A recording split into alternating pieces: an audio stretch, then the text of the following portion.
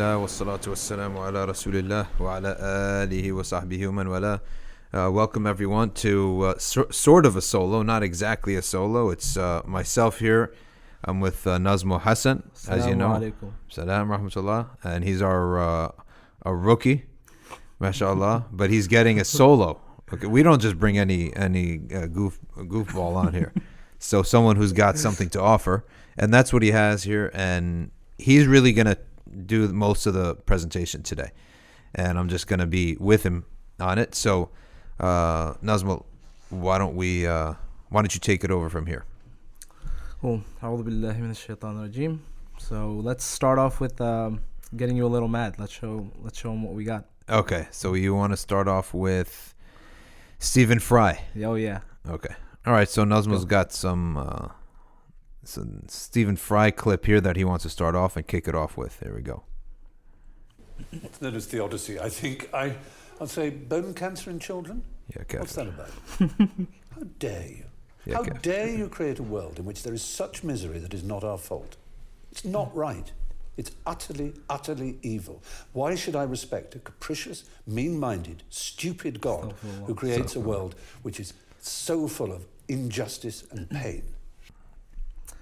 Yeah. To me, it's strange how someone like an atheist can be so bitter about a God that they don't even believe in. That's the bizarrest thing, isn't it? That is so bizarre. Yeah, but I guess the real reason is like they actually do believe in a God, but they just hate that God doesn't conform to their own understanding. That's what it is. No, they hate that so much. So anyway, we're going to be looking at that video. We're going to be deconstructing all of those arguments that he put forward, if that was even an argument. We're going to be discussing the problem of evil, but this time we're going to look at all of the varied responses from within the Islamic and Abrahamic traditions and go more in depth. So we're going to answer Stephen Fry and show why his quick judgment of God shows he has no understanding of the God we believe in.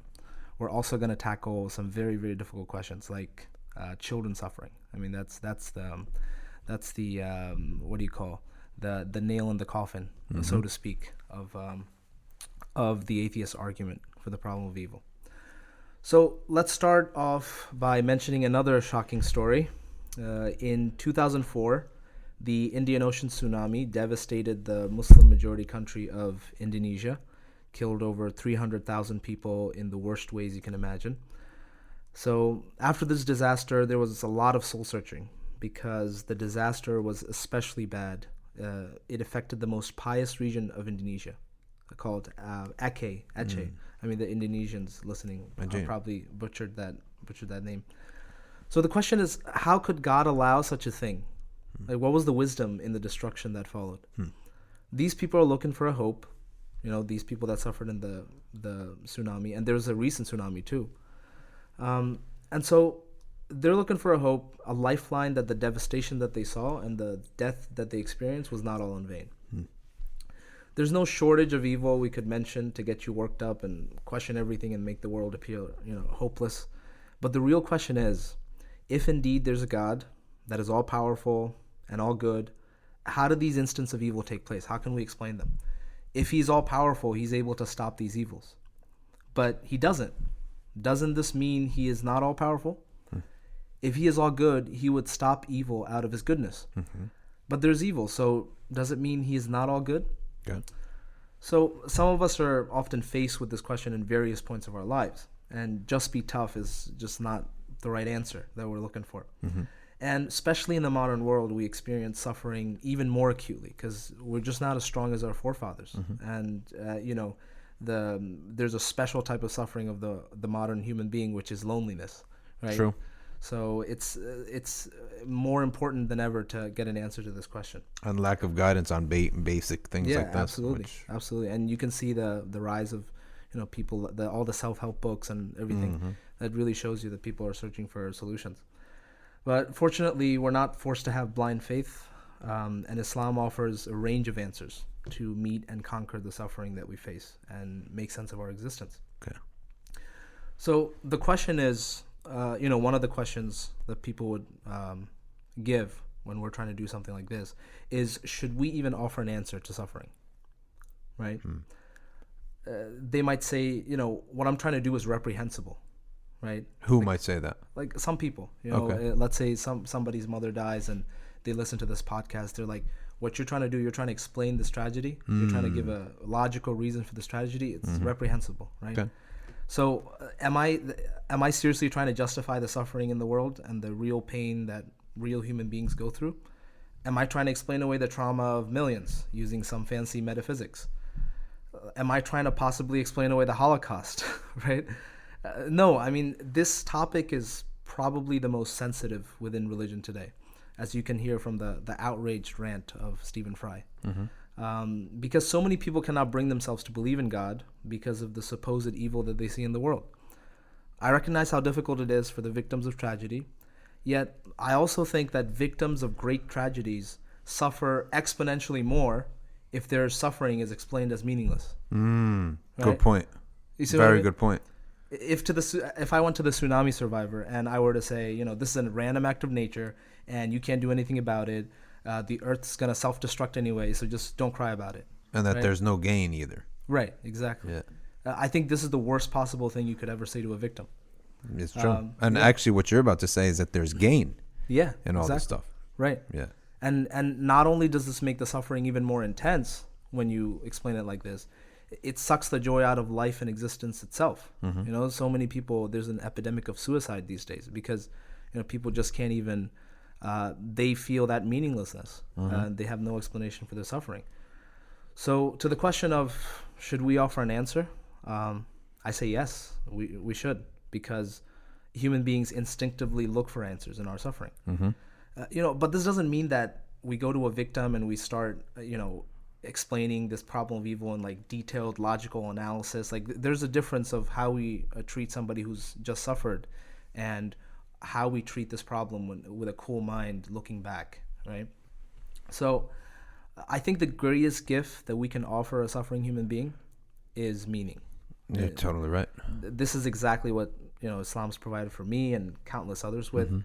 And Nietzsche was right when he said that what makes suffering unbearable is the meaninglessness of it. SubhanAllah. That's Right? totally true. Not necessarily the pain. Yeah. And Nietzsche himself, he had a mental breakdown because he saw a horse getting whipped, and he went into. So this was the guy who was talking about Superman and, you know, make your own morals. He saw a Yeah. horse getting whipped in front of him, and he just had a mental breakdown, and he died Wow. after like a few months. Wow. So I mean, it's really, so we need to provide some sort of meaning. So let's talk about, you might ask, why couldn't this world not have any evil whatsoever? Isn't that possible for God? So this is section, I'm just going to give for the audience now listening. Naz has actually some pretty logical sections here. We're now on the section of a world without evil. Is that even possible? Right. So, and that's the question that people have. Why couldn't, I mean, if God's perfect, why couldn't he create a world with no evil whatsoever? Right. And I would say, well, yes. You know, why suppose there isn't a world in which evil doesn't exist? You know, why suppose God hasn't created such a world? And he most certainly has. Okay, the data of revelation, when we have revelation, it tells us that there isn't a square inch of space in the universe, but that there are beings created out of pure light, which are worshiping God constantly and appreciating his creation. Okay, we know these to be angels, and it's obvious that their world is much different than ours, and it's also obvious that their world contains no evils, right? Yeah, so actually that answer is that we have 7 universes above us, right? Exactly. Or 7 abodes, which are greater than universes. Yeah. And so we're the only little speck in which evil exists. Right. Whereas the bulk of the creation Yeah. is purely without evil. Exactly. Yeah. And there's a very good reason for why evil exists. Like it's not just sort of a haphazard job done by Allah subhanahu wa ta'ala, na'udhu billah. There's actually, as I'm going to argue later on, that if evil didn't exist, there would be certain goods that are lost, right? So we're going to get into that. Okay. So, but as of now, I mean, when we approach this question, we have, you know, we know that we exist. We encounter existence. There are events that cause us pain and suffering. Like, this is the data we have. But we also know, using a rational mind, that there has to be a creator. So this is what this podcast is like. How do you resolve these two things? Yeah. That we know there must be a creator, Mm-hmm. and we also get hurt. We also suffer pain. So how do we resolve these two things? So this is what in essence a theodicy is. Mm-hmm. Theodicy comes from the Greek theos, which means God, and dike, I'm probably butchering that pronunciation too, which means justice. Okay. So it means something like doing God justice or justifying God. What do you think about that? Like judicious. The same second root. DIC is in judicious. Do you know for Greek? example? Huh? I know a little bit of Greek. Mashallah. Mashallah. Yeah, so I better be careful. Okay. Yeah, it's actually it's like dike. Some I pronounce dike, and some I pronounce dice. Dice. Yeah. Okay. Okay. It's actually one of the dike is actually one of their goddesses. Oh, got you. Wow. Yeah. She's like the goddess of the court, basically. Oh, okay. That's So why that's justice, where it right? comes from. Right. Yeah. Oh, that makes sense. Yeah. You know? So I mean, that's what theodicy means, the word. And when we're saying we're offering a theodicy, we're offering Divine justice. You're right. We're An offering explanation. An explanation, exactly. I got you. Okay. Good. So we're gonna offer a few theodicies from multiple different angles, but here's what I'm not attempting to do. Before anybody misunderstands, I'm not attempting to explain every single instance of evil that has ever happened to everybody. Right? I mean, there's no way I could do that. You're talking about the concept of evil itself. No, like not the necessarily actual, like why you failed your calc test last Yeah. week. Like, Yeah, I so don't we're know not talking about specifics. Yeah, we're just we're not talking talking about about the specifics. theory or the Exactly. Yeah. idea of Right. why bad things happen in the first place. The Just the overarching- idea. Exactly. Yeah. The overarching thing. Yeah, which if the person gets that, then they'll be able to couch their own incident. Yeah. Exactly. Yeah. Because there's no way that I could do that explanation because I don't know your life, right? Yeah. I don't know the specific circumstances that you had to go through. But I'm sure if you reflect on it using the tools that are, we give in this podcast, maybe something can come out of it. So, the answers to these specific questions, they come from the persons themselves. As they live their lives, they are in the best positions to see the hidden wisdom in the events that happen. Okay. For me, a theodicy isn't meant to explain every single thing you find evil in creation. A theodicy is meant to prove why it's completely rational and in fact the best option to trust in God and to have security in that trust. Critical. So that's what we're trying to argue here. We're not trying to argue, that when you failed your calc test, last night, whatever, that was something good that happened. We're not trying to argue that. We're trying to say that it's completely rational to have trust in God. Not saying evil is good. Exactly. Okay. We're trying to say that it's completely rational to have trust in God. Good. So it's meant to demonstrate that, like, God is not out to get us. I mean, if you heard in the Stephen Fry clip that, he really feels that God is out to get him. Tell That- people who this guy is.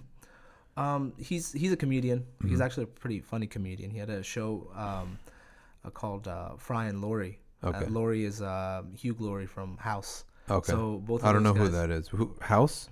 House is a medical show. You know the medical show? Oh yeah. I missed that. I was in one of those phases where I spent like a decade and a half without watching any TV as a talib ilm until they came back to life here and got corrupted again. Yeah, that's why I'm a rookie. Cause So this guy, one thing that always bothers me about comedians is that they seem like they get away with everything. Oh yeah. By just saying, "Oh, I'm just a joker. I'm just a comedian. It's just have a laugh." Like they'll make the worst and filthiest or most outlandish commentary, and then just say, I'm just a comedian." So that always bothers me about comedians. I mean, what's his name was a good commentator too. The dude who used to wear all black. George Carlin was funny sometimes too, and he would make some outlandish. He was an atheist too. Yeah, he was an atheist too. Yeah. He made comments similar to this guy. Oh yeah. Because they're like, the profession is just laughing and laughing, right? Yeah. So it's like their hearts. The hadith, the Prophet ﷺ. Yeah, exactly. I forget the excessive laughter. Excessive laughter Kills the heart. Yeah. Yeah. So they treat everything like a joke. So it's like Yeah. nothing serious. You can't discuss anything serious with them. Yeah. Yeah, so I mean, that's what we're trying to do. We're trying to like show that God is not out to get His creation. I mean, think about it for a second. If God is out to get you, Yeah. who can stop you? You know what I mean? Yeah. Firstly, who's going to stop him? Secondly, look at this universe. Right. Look how big it is. Right. And you think that someone's going to out for you. Right. You Of think you're so all- special. Yeah, you think you're that special, and you could have been crushed by a tree. Or how about of all the sperm that Allah created, Right. that could have been you, right? That He couldn't have diverted your little sperm. Exactly. Yeah, it's So, silly. Yeah. Okay, So, and we're trying to show He knows what He's doing, and He's on our side. good, And it's meant to provide us with reference frames from which we see the world. good. The world may appear to some of us as blurry, chaotic, brutal, meaningless, especially with social media these days. Every bad story just going on your newsfeed.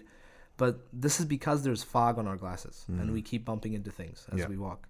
So a theodicy is meant to wipe those glasses clean. Good metaphor. So while I will be discussing a variety of Islamic responses spanning the Sunni schools, sorry, no Shia schools.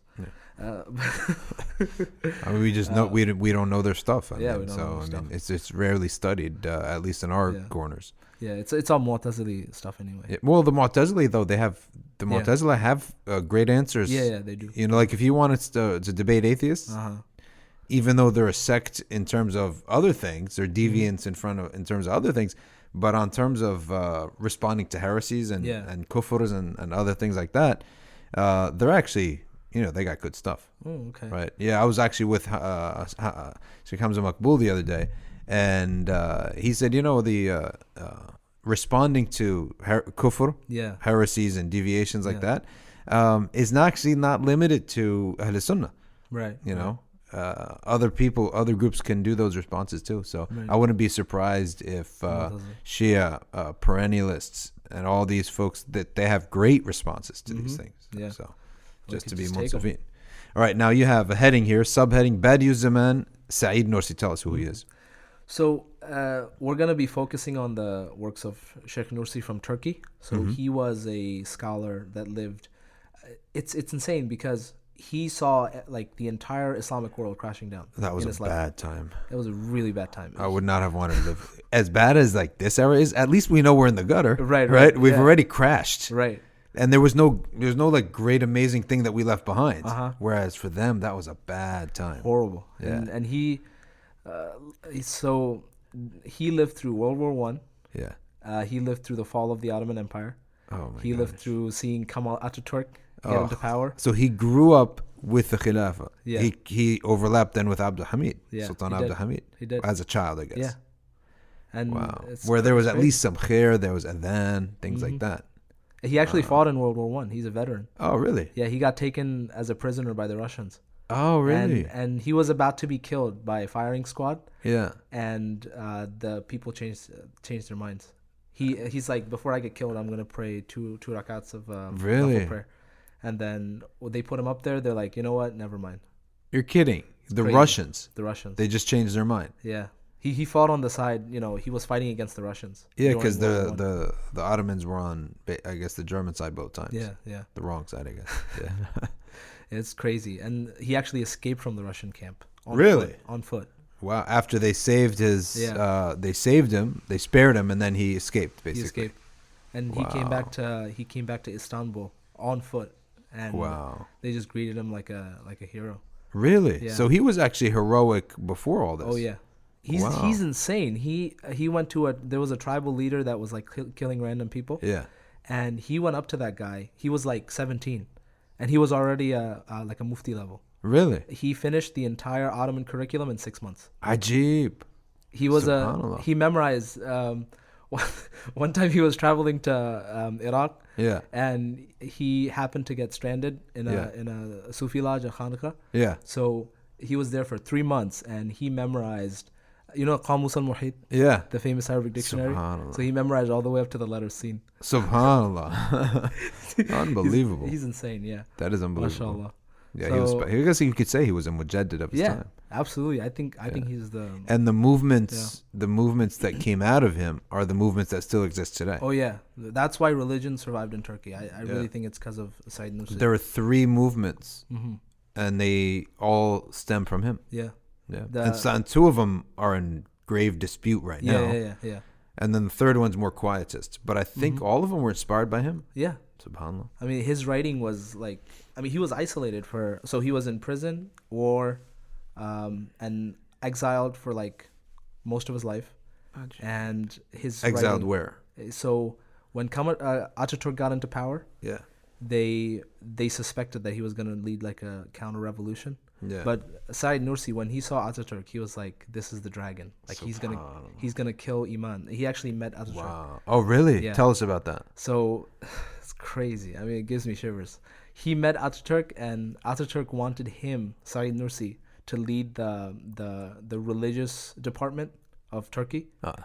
And everybody trusted Ataturk at the time, by the way. Like they most of a lot of listeners, unless they study Turkish history, they don't know that Ataturk was a soldier who came up and there was no issue with him. And then when the Europeans came to take Turkey as a colony, he's the one who led the revolt against them and defeated the European. What was it? England or? Who was it? England, France? England and France. So you imagine, I mean, Turkey, what they are, defeating the great power, right? That coming out of Western Europe. So he was a national hero. Yeah. So that's why Ataturk was like basically worshipped at this time. Exactly. And this was before he went rogue, right? So he was still actually, believe it or not, and we're going to get back to your topic here. Alhamdulillah, we have an outline so we could follow. Yeah. But believe it or not, he has khutbas. There were khutbas about him where he gave Jum'as, Ataturk, Jumu'ah khutbas, when the Europeans were coming to take over Turkey, right? The British, basically calling Hayya al-Jihad, right? And giving ayat, ahadith about the importance of jihad because he still had to speak that language. He had to speak that language. Absolutely. So Ataturk, people think he just came out of nowhere as a rebel against the religion. No, he actually he was in it. Played the game. He played the game, and he was viewed as a regular, Turk, right? And then, of course, he had his movement that he was part of. That was a little bit secular leaning, but it wasn't that bad until he took over. So that's just to give some people some context. All right, continue with your story that he saw him there. So he saw him there, and so Ataturk wanted him to lead the religious department. The religious revolutionary department, whatever. So the department, the Khalifa. And Nursi saw this guy, and he met him, and he said, I immediately realized, he calls Ataturk the dragon. Unbelievable. Right? And he said, I immediately realized that, so Nursi was super involved in politics, right? Before writing his grand tafsir. As commentary or what? As like it's a commentary. Or, it's like or seeking to be like in power. He wanted to be a leader. Yeah. Okay. So, but once he saw Ataturk, he was like, the era of politics is over. Wow. And he said, this man will destroy Iman. Unbelievable. And he said, so I retreated from the arena of politics to defending the truths of the Quran. Subhanallah. And Ataturk saw that he was dangerous, right? So, exiled him, put him in prison. So he jailed him. And then after he got out, he sent him off to like this random place of Turkey. It was just mountains and like a little hut. Wow. And Nursi was like an old man at the time. He was like 70 or something. Oh, so the bulk of his life was in jail? Was in jail? Just doing all of this drama. And he had a movement? He had followers? He had... Like the Muslim Brotherhood or no? Yeah. He had like followers, like his students and stuff. A lot of students. Like he spoke with regular people. Okay. Like unlike the Ottoman ulama at the time who were sort of like in the ivory towers, he was going around doing street dawah. Wow. Like that was the type of person he was. And sounds really a lot like Hassan al-Banna. Oh yeah. I mean, he went to one of his friends' house who was a scientist, and they said like, oh, we got these scientific books from the West and whatever, and he taught himself physics, chemistry, biology. He taught himself this. And if you read his works, it's like it shows. Wow. It's like this one letter where he says like, oh, can you please tell the pharmacist brother that this and this. So I'm like, mashallah, he's speaking to the common folk. Subhanallah. And so anyway, Ataturk exiled him, and during this exile, he wrote what I consider probably one of the greatest books ever written on the Quran. And it's called the Risala an-Nur. And how many is it? It's in English, of course. It's in. I've heard so much about it, but I've never picked it up. Believe it or not. It's so dense. I mean, he speaks in a. It's he's not a technical tafsir. It's more of a commentary. It's you know when you talked about the sam'iyat, Yeah. it's a defense of all of the pillars of iman Okay. I see. from a logical point. Yeah. So he goes into discussing angels. He says that why do you think angels are illogical? And he shows you, he gives you like all of these, like he gives regular examples, and we're going to be reading some Nursi in this podcast. Yeah. He gives you like these parables and these examples that just like, when one of my friends introduced me to Nursi, like I was a edgy, weird kid back then, and I had all these doubts. And when my friend, and I didn't know about occasionalism, by the way, this idea that Allah subhanahu wa ta'ala is the fa'il of everything. Yeah. My friend gave me this thought experiment, and I forget what it was. All I remember was that I just couldn't sleep that night. Wow. And for like the next few weeks, I was just like, it was like a mental shock. Wow. And that's what was it? It was he basically deconstructed the idea of causation, right? Like that. Oh, the plant is the thing that produces the fruit. Yeah. Or the sunlight is the thing that makes the tree grow. And he just pushed me on this. He's like, do you really think it's the seed that bears the tree? Yeah. And I said, yeah, of course, because of this photosynthesis. And he's like pushing. Yeah. And then I was just like, I'm like, holy crap, Yeah. all the science I learned, I'm like, nothing's helping me. I actually don't know how the world works. Because he kept pushing back. Yeah. And then finally he gave me an explanation. He said that, what you see in the tree, there's something that you see in the tree that no material thing could ever produce. The seed and the tree are so far apart. Yeah. They're so unlike each other that it's a miracle that the seed becomes a tree. Yeah. And he just, he gave all these thought experiments to me, and ever since then, I'm an Ash'ari. So, mashallah. All right, so what do you have here? How does Wadi Zaman Said Nursi? Yeah. It's actually Badi'u Zaman. Badi'u Zaman. Yeah. Wonder of the age. Yeah, Wonder of the age. Yeah. Said Nursi. So what is he offering regarding theodicy? So, one of the amazing things about Badi'u Zaman Nursi is he's probably the first Islamic scholar I've encountered. And I mean, that's not saying much because I don't know Arabic or whatever, right? But he's one of the first to give like a comprehensive view of Islam. And just to give you a couple examples, Imam Ghazali does that in the Ihya. Ibn Taymiyyah does that. He has his own sort of a comprehensive view. And Said Nursi's one of them. Yeah. And he goes into depth on the subject of theodicy. Because like if you look at it, most of his life is suffering. That's true. Right? That's true. And just everything around him is just falling apart. So he's gonna have thought it out. Yeah. And that's one of the reasons I take him so seriously, because I'm like, if this guy is telling me the world is good, yeah, like what am I going through that's similar to his? Yeah. So he's one of those people that have really explored all these questions in depth, and we're going to be looking at some of those things. I mean, he's probably the only Islamic scholar I've encountered who gives a logical explanation of why children suffer, like specifically children, and why so many things die.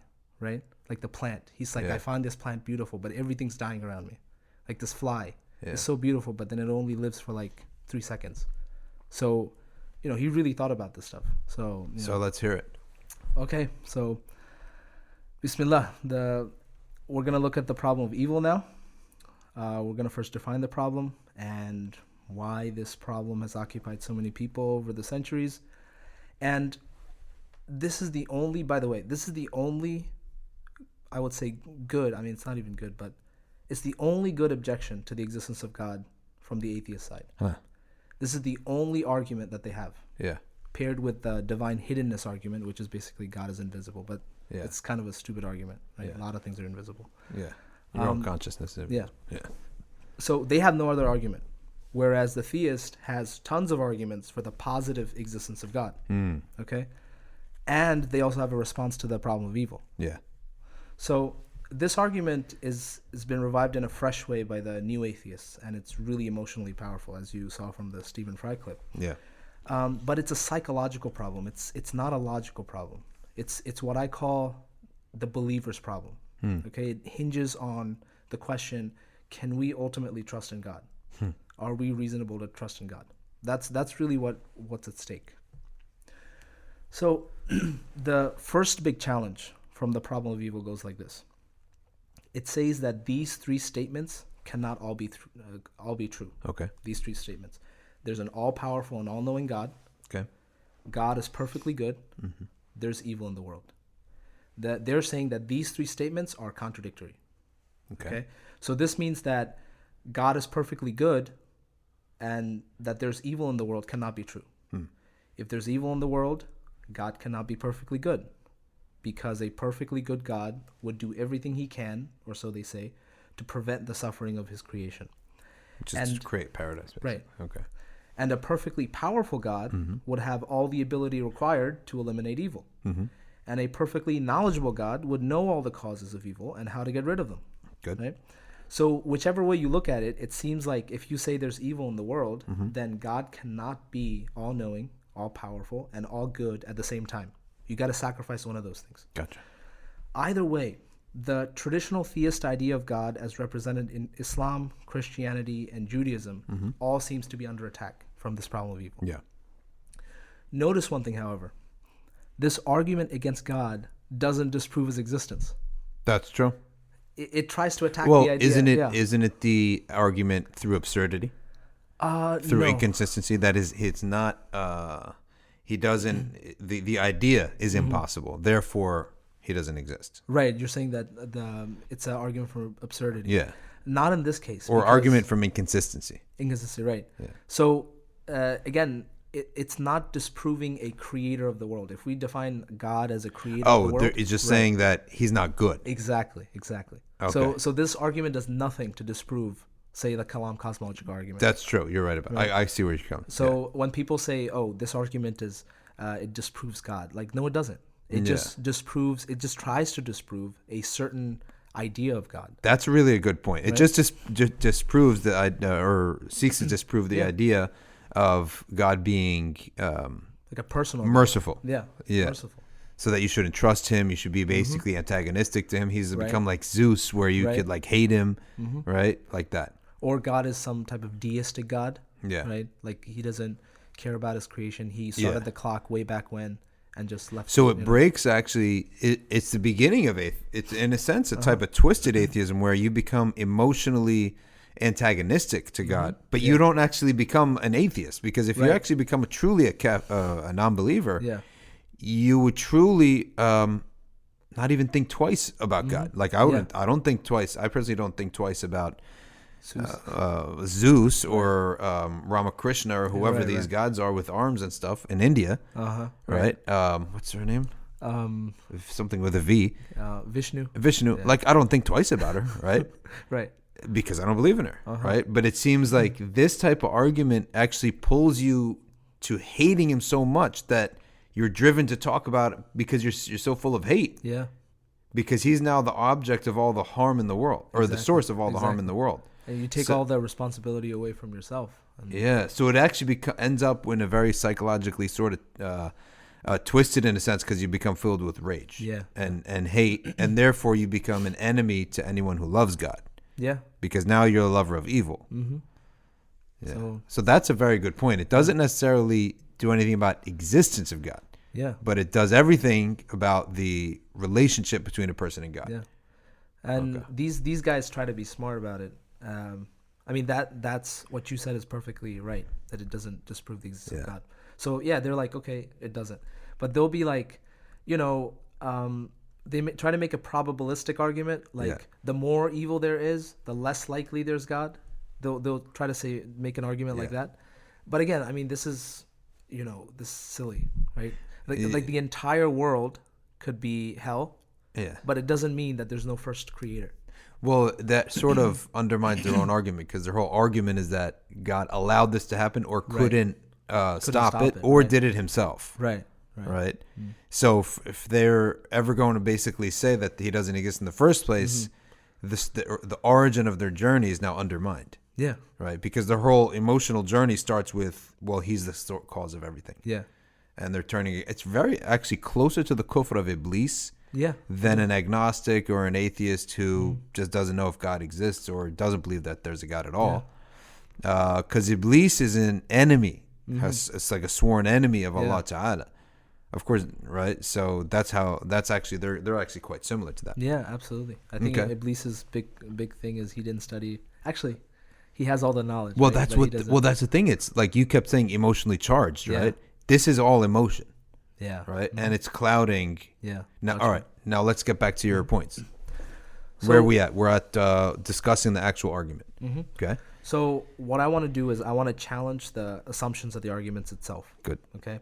And I firmly believe that the entire argument rests on incorrect assumptions. Okay. Namely that God, that is all good, would never allow anything that is evil. I think this assumption's incorrect. That's actually a belief. Yeah. There's no. There's no- nothing neither empirical nor anything that would Yeah.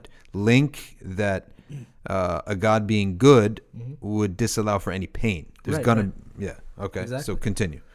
So before I even talk about what we mean by evil, Mm-hmm. right? God could have, God can have a morally sufficient reason to allow evil.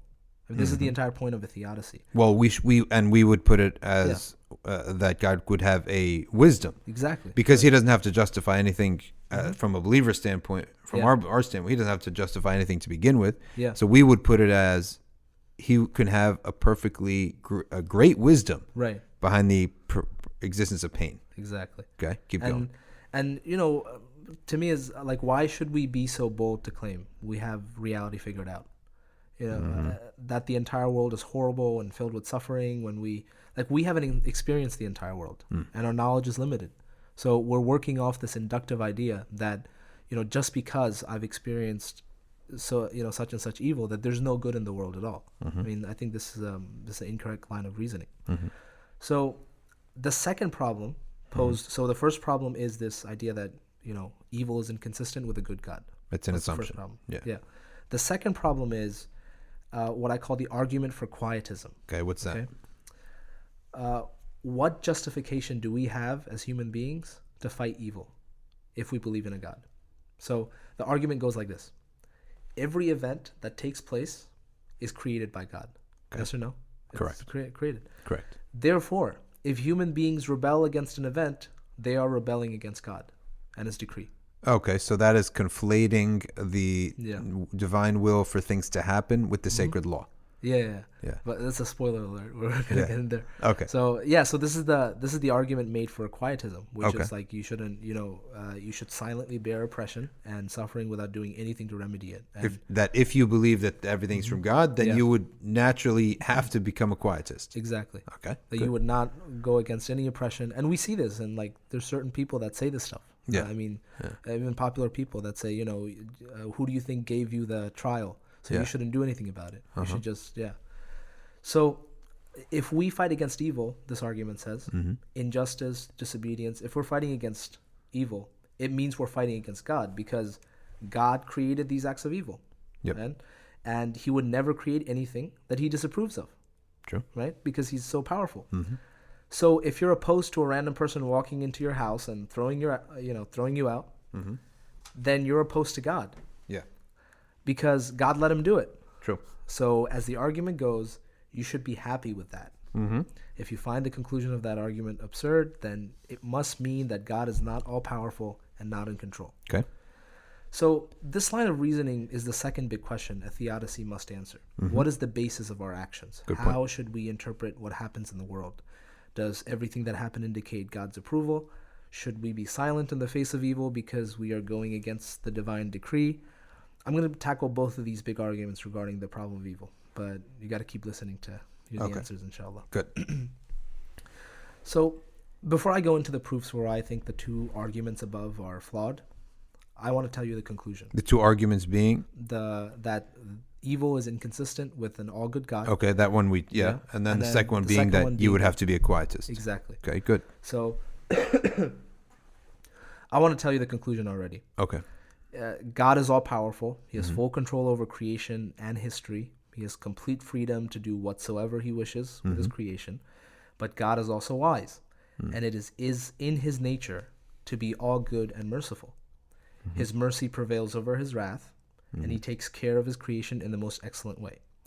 It is from this that we can confidently say that God is wise and allows evil to bring about significant goods. Okay, good. So we would say it's in his essence Yeah. to be wise and merciful. All right, good. I got it. And that one line, if you don't remember anything from this podcast, take that one line away, that God is wise and he allows evil to bring about significant goods. Okay. And okay, what if someone says to you, well, why couldn't he bring it out without the... Well, we have proofs for this. Okay. So we have 3 significant proofs for why you should believe this. Okay. And the first is, and we're going to discuss all these proofs in depth. That's Good. the bulk of this podcast. The first is that we can find wisdom and purpose behind the evils that we face.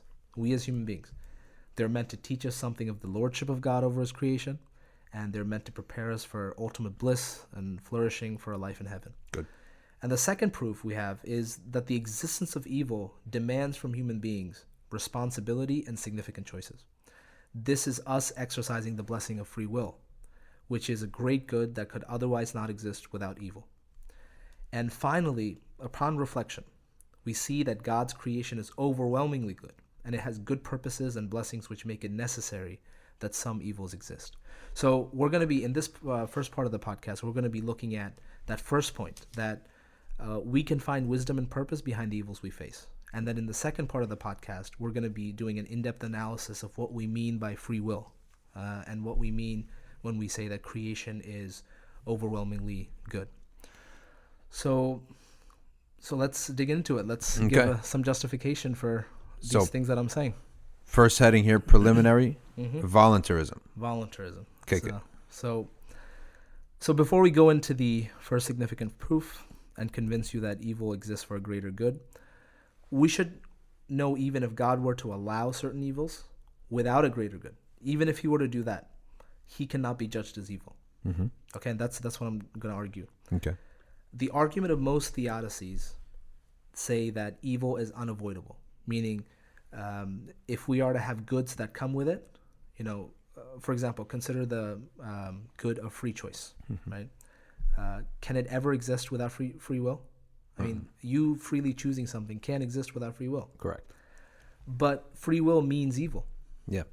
It's a package deal. So the evil coming from free will is unavoidable. Because you're, when you go get a job, you've actually taken the job away from someone else. Right. Right. It's a logical pair. Like, it has to happen. Yeah. When you make a product and you get a sale, someone else didn't get a product. Yeah, exactly. Didn't get the sale. Right. Right. So there's no way to have multiple people on the earth all having free will. Free will, right. And having no evil. Right. Right. So this is how we would say that evils are unavoidable, right? It's absolutely unavoidable. So theodicies try to say that evils are unavoidable. That's what they try to make the claim. And how would an atheist respond to that? Well, they would try to bring up a huge instance of suffering, something that there's no way you could justify it. Like children suffering. Oh, okay. You can find an explanation for that. Right. We're going to have an explanation, but they might think of something really, really twisted that if you even try to justify it in front of the public, it's something that. But again, they're going to that emotional. You're going to look like exactly. you're vicious and you don't care. Right. Exactly. But and ultimately though, and I'm sure you're going to get to this, that evil tends to show up only in the realm of that which has free will. Even secondary, tertiary causes like deformed babies. Well, I mean, it's the environment it's what we did to the environment. Because you don't see like kittens being deformed or way out in nature where there are animals with no human beings, right? Not even close to human environments. Yeah. The rate of deformity, right? It's not the same. Is almost zero, right? Interesting. Yeah. Okay. And Nursi has an explanation for why we see things that are half complete, half deformed. Yeah. Nursi would say, "Why are you saying it's half complete? That's your bias." That's actually a great point. When an artist, draws a black line and you don't like the color black, it doesn't mean that the artist, which is me whenever I had to pass by one of these MoMA Museum of Modern Art pieces, and I think it's an absolute garbage, right? Garbage, and the guy's basically ripping us all off, right? Telling us it's the emotion in the triangle, and it's nothing but a red triangle on a canvas. Right, and he's telling, and then he writes about his feelings, and he's telling us, and in the same world that they're arguing against the creation of God, in that same world, if you were to rail against a piece of modern art and say it's a bunch of nonsense, you would be put as someone who's applying your bias to the painting, right? And limiting and not truly understanding the nature of the painting. Exactly. One of these guys put like a dead lamb, baby lamb in like alive. No, dead. Like baby. actual real. Baby. Oh yeah, like alive, like a real baby lamb in formaldehyde, and considered that to be art, right? And there's another guy. What's his name? He got it's like kind of a Latin name. Makes bizarre sculptures. Oh wow. Bizarre sculpture. They're all over England. Oh, wow, okay. I can't remember his name. It starts with an S. Something Spanish, Portuguese name or something. But absolutely bizarre. Mm-hmm. And all the art today, to me, is absolutely bizarre. Yeah, it is. But if you say that, and these same people believe in these things, problem of evil, that's their way out of God, right? That you'll be hanged. Yeah. You'll be ostracized. Uncultured, right? Uncultured, right? Savage. Subhanallah. So that's an amazing proof from Said Nursi. Absolutely. That's your bias. Absolutely. In the sight of Allah, it's perfect. Yeah, exactly. Yeah. I mean, why should you give a pass to a living human artist who doesn't have, he doesn't have the type of knowledge that God has. Yeah. And you have this divine artist, creating this amazing piece of art. And Said Nursi says, well, even if you look at deformed things, there's wisdom in it. Yeah. It gives you, because the human being, because he's stuck in time, he learns by comparison. That's true. Right? So, if you didn't see a half completed, let's say a tree that didn't grow right, well, how would you know what a full tree looks like? That's true. You would take the full tree for granted. Yeah. So, I mean, I'm getting ahead of myself. But, okay. This is no problem. But it's really amazing. You can see why Nursi. That was a great point. Yeah. All right, let's keep going. So Theodicies, they try to show that evil in the world is unavoidable, but see the argument behind this reasoning to justify why all this evil exists, I don't think it's sound. And it's that if God allowed some evil that didn't have some hidden good, he himself would be evil and morally fault. This is the assumption that people have. If God allowed some evil, that's a reflection of him. Yeah, exactly. Yeah. And that evil didn't have any wisdom at all. Yeah. Let's say for example, then it would somehow make God evil. Yeah. Right? So is this assumption correct? But how can we say what God allows to happen in the world is a reflection of his character? On what grounds? Yeah. Right? On what grounds can you judge God? For example, God creates motion in the universe, right? Things move, but he's not moving. That's true. He creates death in the universe, but he isn't dead. True. All over the place. There are other examples. That's a great point. Exactly. That's a great point. So if he, for argument's sake... How about limitation? Right. Limitation. Doesn't mean God is limited. Yeah. So if he creates evil, I mean, it doesn't mean he's evil. Actually, one of the ways that I thought about this is that wherever you see a defect, that there is perfection elsewhere. Right, which would indicate that defect must be on purpose. Right. So if I look at, for example, ant, I say, look how weak the ant is, right? Yeah. Well, I also look in the same world and I see a mountain. Right. And I see the exact opposite. Or if I see something as so dirty like a worm, like an earthworm, gooey, dirty, you don't like it, right? Yeah.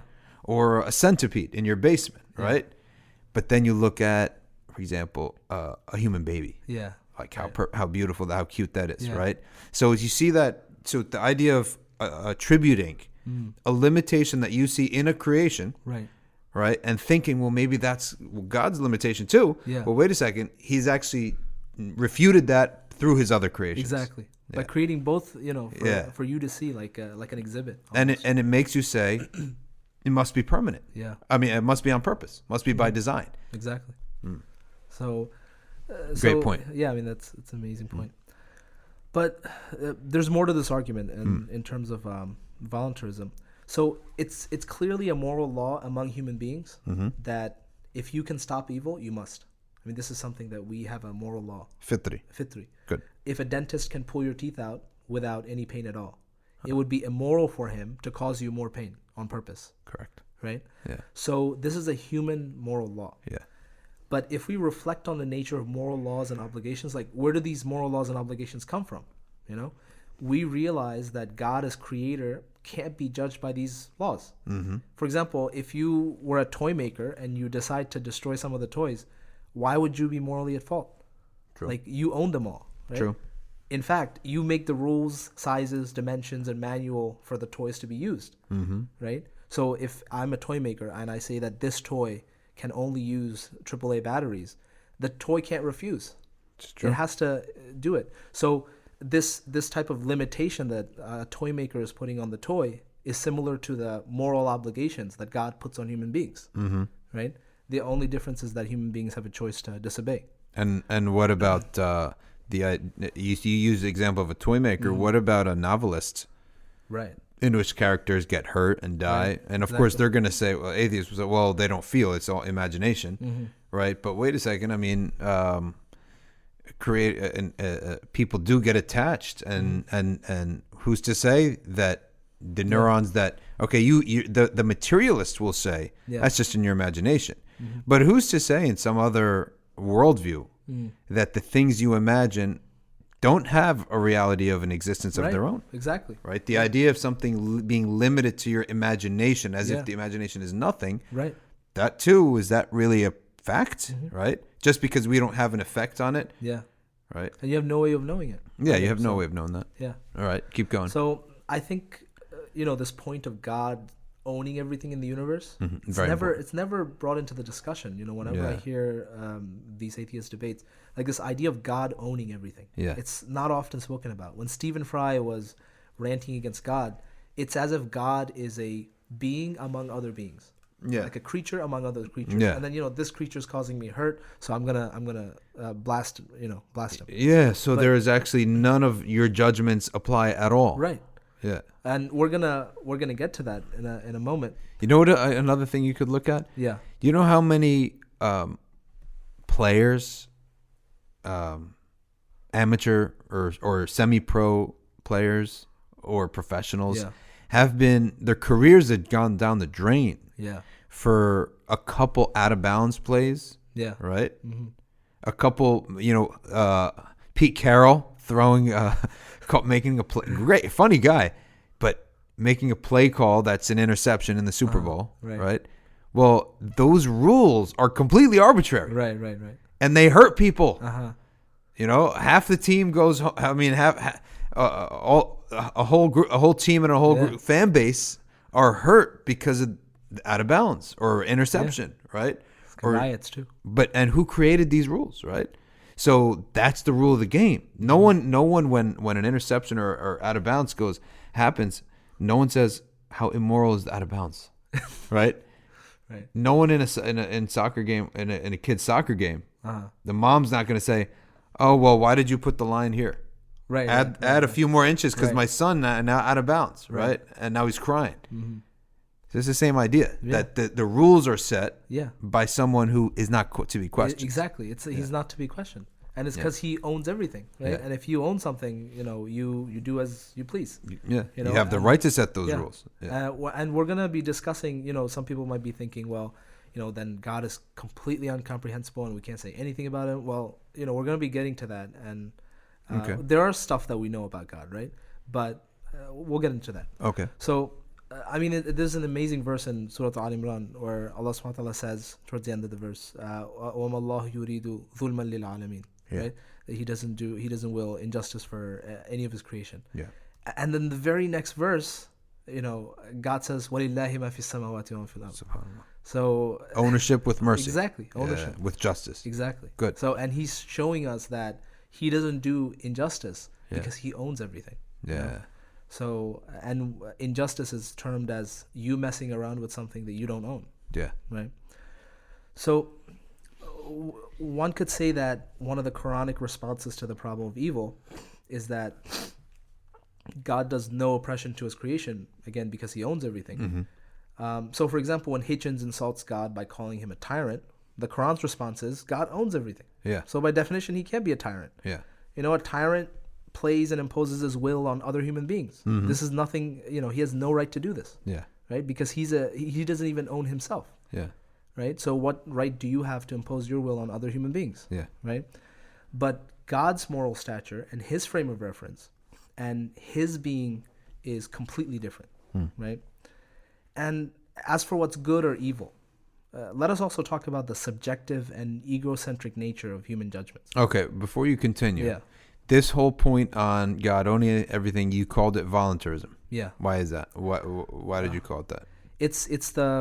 I'm not sure where the word originates from, but this is the philosophical position that if you believe that God is not obligated by any moral laws and he's beyond judgment, this is called voluntarism. So the traditional Ashari position is in philosophy called voluntarism. Okay. And I think I'm suspecting it's because, God does as he wills, like he volunteers. I don't know. Volition? Volition, yeah. There you go. Okay. I think that's probably it. All right. Volition. So in terms of let's get back to human subjectivity. Okay, now second point. Yeah.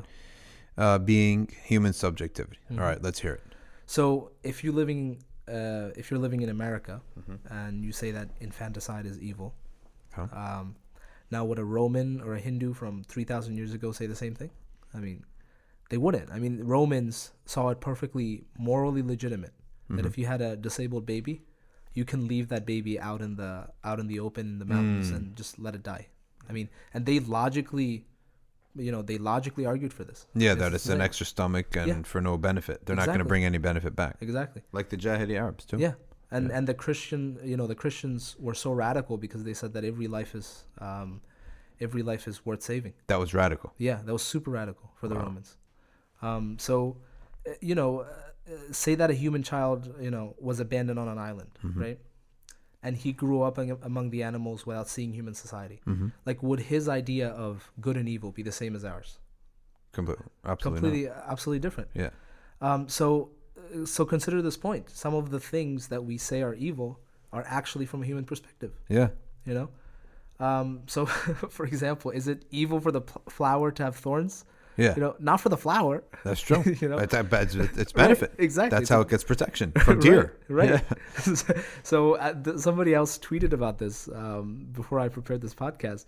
But is it evil for the shark to have sharp teeth with bacteria in them? Yeah. Like, not for the shark, right? Not for the shark. It might be bad for you. Yeah. Right. So and how about mowing our lawn? Right. How many ants are killed and bugs are killed when we mow our lawn? But if you don't mow your lawn, that's hard. That's being uncultured, right? But if you want every evil punished, then there would be no human beings living on this earth, right? So some evils are relational. I'm not saying every evil is, right? But I'm saying some evils are relational, meaning we consider them evil from our perspective. Yeah.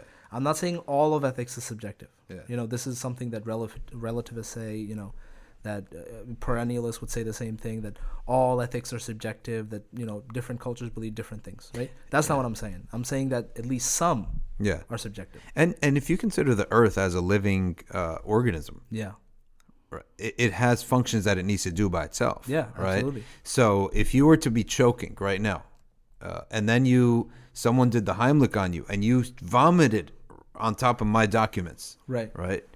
Now I wouldn't consider that to be bad, because your life is more important than my documents. I could just reprint them, right? It might be a hassle, but your life is better.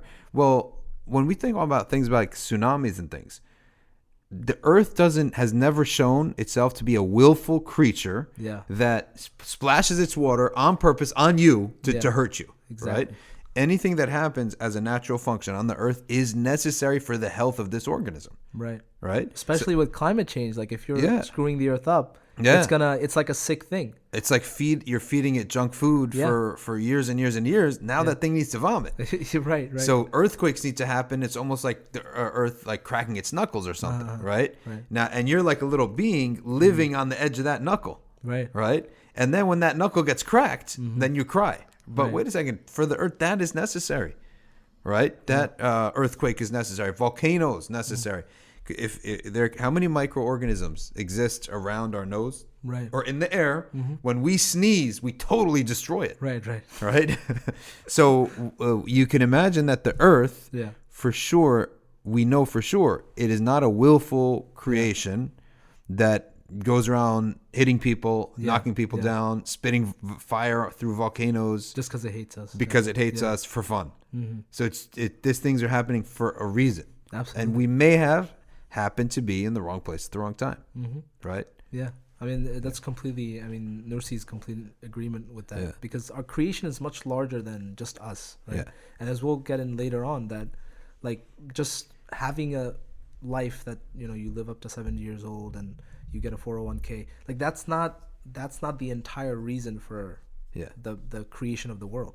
You know, there's something deeper.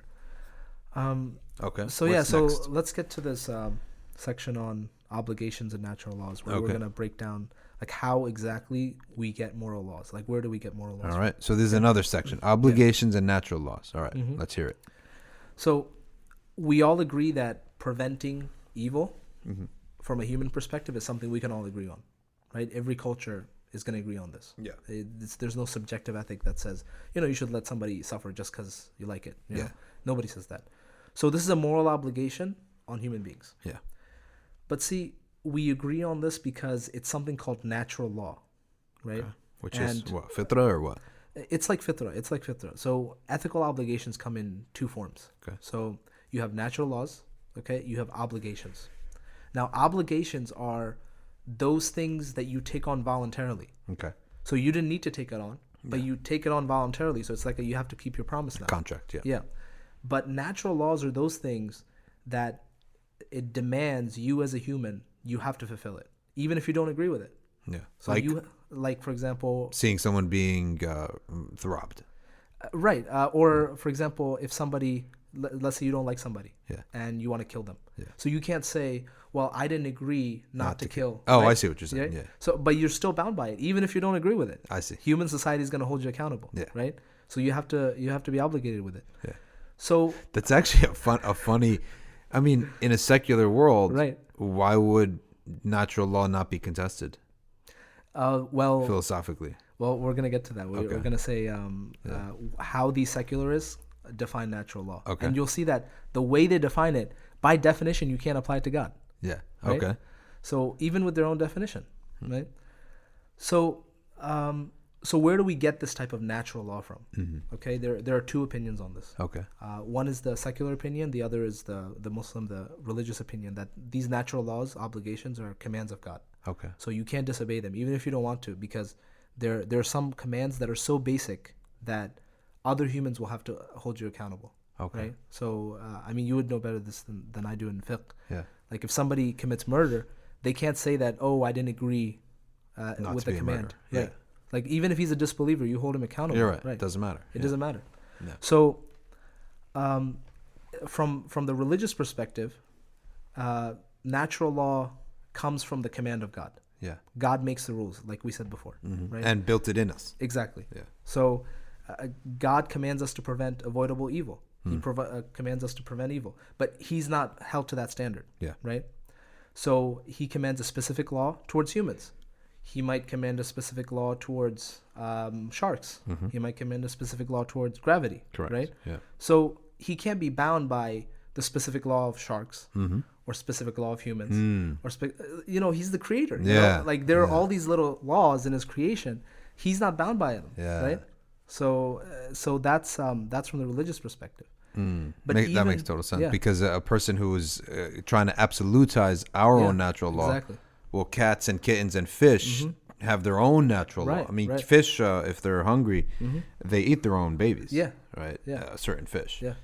So if you're a supernaturalist, I mean, yeah, let's follow nature, right? Let's eat our babies. So, but even from the secular perspective, look at how John Rawls is like a famous American philosopher. Yeah. So look at how he defines it. I mean, he's big. Like he's, I'm pretty sure Alex knows about it. Still alive? No, he's dead. Okay. So what did he say? So he said that, here's a complicated quote. So he says, natural laws obtain between all as equal moral persons, and that they are principles that free and rational persons concerned to further their own interests would accept in an initial position of equality as defining the fundamental terms of their association. What the heck does that mean, right? These philosophers, that's how they talk. Well, he's got to justify a job. Okay. So what he's saying is that, like, if we all lined up for a race, natural laws are those things. Like, what would those things that we could all agree on? Yeah. That would keep the race fair. Correct. and further our own interest Yeah. and chance of winning. I got Right? you. Like So- no pushing, Exactly. etc. Yeah. Yeah. So you can't say, so even if you push, you initially agreed on, no pushing. Yeah. Because every rational person is going to choose those things that's going to further their own interest. I got you. If all of us are equal, what are the rules of the game that would make life fair for everybody, right? So this is what natural law is according to John Rawls. But see, like, God doesn't even fall under this definition because this is considering rational human beings. And their association. Exactly. And he doesn't have an associate. He doesn't have an associate. And he's not a human being to begin with, It's a great point. right? Great point. So Yeah. even from a secular perspective, it fails. Yeah, Right. that's a so great God point. is not bound by natural laws. Yeah. Right. The natural laws require others, Yeah. equals. Yeah. Equals. That's a Right. great point. And God doesn't have an equal. That is a great point. And it's natural laws motivated by human interest. Right? Yeah. Now what And need. Need, right? Yeah. So what possible interest Yeah. or need could the creator of everything have? And the ability to be harmed. Right. To avoid harm. And weakness. Well, need is weakness. Yeah. Yeah. So these are some That's a of the great things. point. Great And point. so he's outside of the realm of natural laws, right? Good. And we're not saying that he's outside of the realm of all natural laws. For example, there might be a natural law.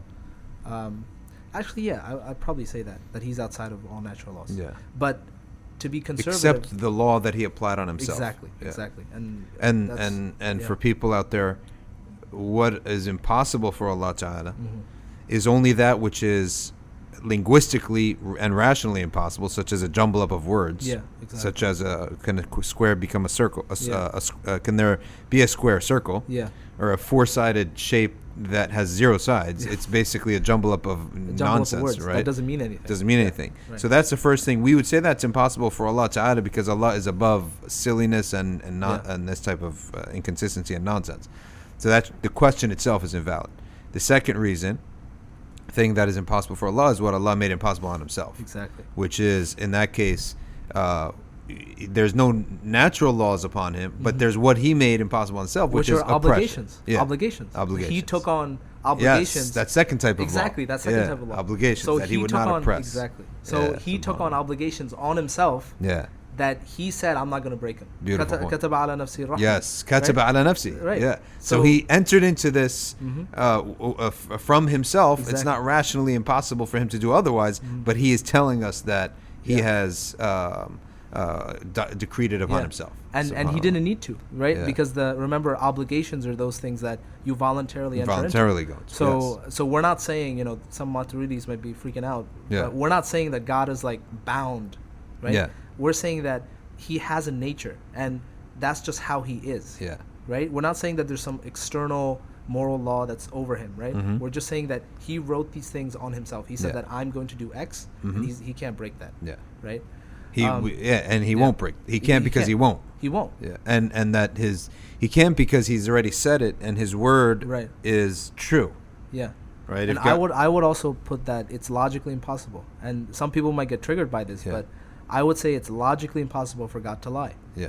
Right? And some people might be Well, that's the Ash'ari position anyway. Oh, is it? It really? is. Yeah, Oh, okay. it's impossible for Allah to lie. Okay. It's not even a possibility because a lie is motivated by fear. It's a form of trickery that's only done out of a weakness. Right. One must be threatened in order to do to tell a lie. Exactly. And a lie is the opposite of al-haq, and his Beautiful. name is al-haq. Al-Haq, right. Yeah. And if he were to lie, let's say there's a possibility that he Yeah. could lie, theoretical possibility. We have no reason to trust anything that the Prophet said. That's exactly it. If it was even possible for Allah to tell a lie, Right. then the whole Quran is undermined. Exactly. Everything's undermined. Right. Yeah. Like if the Quran, it was possible that 50% possible that Quran is a lie. Like, Yeah. so So is the that Allah tells the truth in all things is not something He obligated upon Himself. right. It's That's it's his part of essence. His, it's Yeah. part of his nature. Just like Allah is, His essence. part of his nature, Yeah. immaterial, right? Yeah. It's part of his nature that he doesn't tell lies. Yeah. So and we think that somehow certain moral obligations are created by humans. Well, Yeah. they're not. Certain moral obligations are divine. Yeah. Justice is something divine. Like mercy is something divine. Yeah. right? What we see in the world is simply just a pale reflection of that divine justice and that divine mercy. Yeah. Right? So if we're saying that God is by nature merciful, it's just God himself. We're not saying that, there's this external mercy thing that's overpowering him, right? We're not saying Now, that. one thing about nature, I would use the word essence. Essence, yeah. Instead, simply because when you translate nature into Arabic, it implies that that's what it was imprinted upon someone. Got you. Okay, so now you have the next section is how then is God good? Right. So we did this. We talked about the tsunami. We talked about should we even offer An explanation. We talked about a world without evil. We talked about Badiou Zaman, Said Nursi, and then we got into the significant proofs. All right, the formal statement and its problem. We talked about quietism. God is wise, and now we're on 3 significant proofs. The first one was obligations and natural laws. What was this? The first significant proof is that that God is all wise. Like there's a purpose behind everything. God is all wise. Yeah. Okay. So now we're doing a preliminary to that significant proof. Okay. Right? Because that proof is trying to justify God's actions. Okay. And here we're trying to say that even if God created evils that have no wisdom in them, Yeah. he's not evil. So we want to get that out of the way before we even jump into the proofs. Human subjectivity, Yeah. obligations and natural laws, and now how then is God good? Right. So far we've been discussing how God's not applicable to any standard, and he's completely outside human judgment. So a person might ask, how is God good then? Yeah. How can we even say God is good? He's not good. He's not evil. Okay, it's completely unknowable, irrelevant, right? But this is not true. While we can't judge God using natural human laws, like we get a sense of him from creation and revelation, right? And these tell us that God is good because he voluntarily fulfills his obligations, the things that he takes on himself. Yeah. And he fulfills his obligations because God is truth. And when God makes a promise, it's a logical impossibility that he break it. And God voluntarily chooses to promise us reward for good actions that we do. He's just with his creation. He takes perfect care of the cosmos, gives life to things when he has no need of them. He punishes the unjust. He never judges us beyond our capacity. So and lets many injustice of our personal injustice go. Yeah. And for such a being of such power to do all these things, I mean, clearly this shows his goodness. That's true. So this is the way we can say that God is good. Yeah. And the fact that idea that that Allah Ta'ala has no size, no big and small, is no physical nature, but we see big and small in the world. Right. Which actually gives us a point, well, wait, subhanAllah, that this whole cosmos and the size of these mountains even, and yet Allah Ta'ala is creating a chipmunk. Right. Right? It tells you something about the lutf, right, of the Creator. The delicacy. Yeah. It's like the fine stroke of the artist, right? Exactly. It's amazing. SubhanAllah. Okay. Next you have soft voluntarism. Yeah. So I'm trying to do some damage control here. Because people might think, when I'm discussing voluntarism, God's completely out of the question and you can't know anything about him. So don't even ask, right? Yeah. So I'm not defending this hardcore type of voluntarism where we say, God's completely incomprehensible. Yeah. You can't say anything about him morally, that all good and evil is arbitrary, right? It's just arbitrary, that God just chose that certain thing is good, certain thing is evil. For example, unbelief. God just chose that unbelief is bad. Yeah. And belief is good. Yeah. I mean, I'm not trying to defend that, right?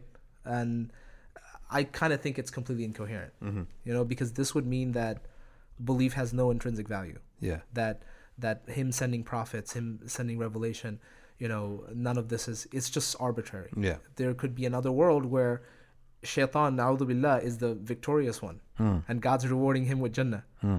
You see what I mean? Yeah. So if you think everything's arbitrary. Yeah. So this is completely incoherent to me. So that you're saying that there is a degree absolutely. of rational ability to understand, rational or comprehensibility for his actions. Yeah, absolutely. And otherwise we'd go crazy. Yeah. We wouldn't be able to trust anything. Right? And the thing that gives us information about his actions and why he does things is the Quran. Yeah. So Allah tells us how his character is in the Quran. Now if Allah says kataba ala nafsi rahmah in the Quran, and you say, it's a possibility that he could have been a tyrant and astaghfirullah, and his wrath could have prevailed over his mercy. Yeah. Like Allah says that his mercy prevailed over his wrath. That should be the end of it. At the end of it, right? Yeah. So I'm not subscribing to a hardcore version of voluntarism. Like there are some moral laws God himself follows, right? Because these are within his essence, right? They're not, they're not external. It's his essence to be just, to be merciful, to say truth. It's his essence that, justice, mercy, and truth are virtues because God is just, merciful, and true. Yeah. They're virtues because of that. So there are universal moral judgments, like speaking truth at the correct time and place is good. And these are universal things because they are inherent in God's nature. They are how he is. This is why, as we'll see later on when we discuss optimism, we find this quality is beautiful. So God is not arbitrary. It doesn't make logical sense to impose a subjective, human-centric natural law onto God. But it also doesn't make sense to say that God is arbitrary, right? So after this section, I want to talk about quietism. I didn't put a label on this section here, but remember how we talked about that second problem posed by the problem of evil, which says that you shouldn't rebel against evil because God does everything. Quietism, yeah. So I want to take a look at that now. All right, refutation of quietism. Good. Yep. Let's hear it. So, so God allows evil to exist in the world. It's quite clear. It's not that he's impotent to stop it, right, as we discussed with voluntarism. He can even possibly allow avoidable evils, like even evils that have no wisdom. Yeah. And he cannot be held to moral judgment by human beings. But doesn't this mean that God approves of the evil that is present in the world, right? For example, if God has allowed such a person, like if a person takes you as a slave, and God allowed that person to take you as a slave, what reason do you have to fight against the slave master, right? And so these are all these types of absurd questions, right? Yeah. Now, all the schools of Islamic theology, and you can correct me if I'm wrong, I got this from Dr. Sherman Jackson's book, so I haven't read Arabic. So all the schools of Islamic theology unanimously agree that just because God allows something to exist does not mean that it deserves his love and approval. Totally true. The true meaning of God's power, like this is why God is all powerful. Yeah. It's because he doesn't just create things that he loves and deserves his love. He also creates things that he doesn't love. Correct. Like disbelief, God allows his creation to reject him and commit shirk. God allows Satan, shaitan, to fight against his prophets. God allows believers to experience hardship at the hands of kuffar. God allowed that the Prophet ﷺ be defeated at Uhud. Can anyone honestly say that God loves these things? That he loves shaitan or astaghfirullah, right? Of course. But he allows them to exist out of the generosity of his power, right? So, he gives them respite because he's all powerful, because he's forgiving with his creation, because he doesn't compromise their free will. He has a greater purpose. In human, in our own discussions, people say that if you shut down commentary that you don't like, it's a sign of weakness. Right? Right. Like if you only surround yourselves with people who just say yes, right? That's a sign of a weak king. SubhanAllah. Right? When he surrounds himself with people who are, say what you want, right? Yeah. That's actually a sign of strength. Right. Right? Because I'm going to win anyway. Yeah, because you're not worried. Right. So the idea of creating a being that has free will to disobey him, which is the worst of evils, right? The worst of bad things that he disapproves of. And in fact, Allah doesn't dislike anything really except for sin not followed up by tawbah, right? As in terms of what Allah does not love, right. It's those qualities, right? So, SubhanAllah. Yeah. So it really shows his power. So we call this irada kawniyah, the will for the cosmos. What's willed in the universe is one thing, and irada shar'iyah, right? His will for all us to follow as a law, as they're completely another thing. And if you look at it, secular humanists have converged the two. Because they have no sacred law, there's nothing sacred. Right. So what is objective? Well, what's happening? Statistics are objective, right? It's happening that people are doing X, Y, Z. Therefore, morality should adapt to that, because how could you say that you're right and all those people are wrong? Yeah, you should follow the crowd. So so morality evolves in secular humanism based just on one thing: what's happening in the world, right? If it's happening, it becomes morally acceptable, right? And to go against it would offend those people, so you can't go against it, right? So and that offense would be a pain to them, and therefore to reject something or disparage something, right, that harms many people, all right, offends all those people, should now be considered morally reprehensible. Right. So they've converged the two. That's a good point. Good point. And there's actually like big philosophical words for what you just said. The irada kawniyya. Irada kawniyya, what Allah allowed to happen in the world. Yeah. And irada shar'iyya, which is the law that Allah wants us to follow in the world. Nice. Yeah. And the beauty is irada shar'iyya never doesn't change. Right. The sacred law doesn't change. No matter how far off the irada kawniyya is, well, right and wrong will not change. Yeah. Of course, there's going to be flexibility and room. Yeah. Right, because the Prophet ﷺ said the mu'min is like the blade of grass. If the wind blows, he blows with it. Right. Yeah. East, and if it blows west, he goes west. But he never leaves its root.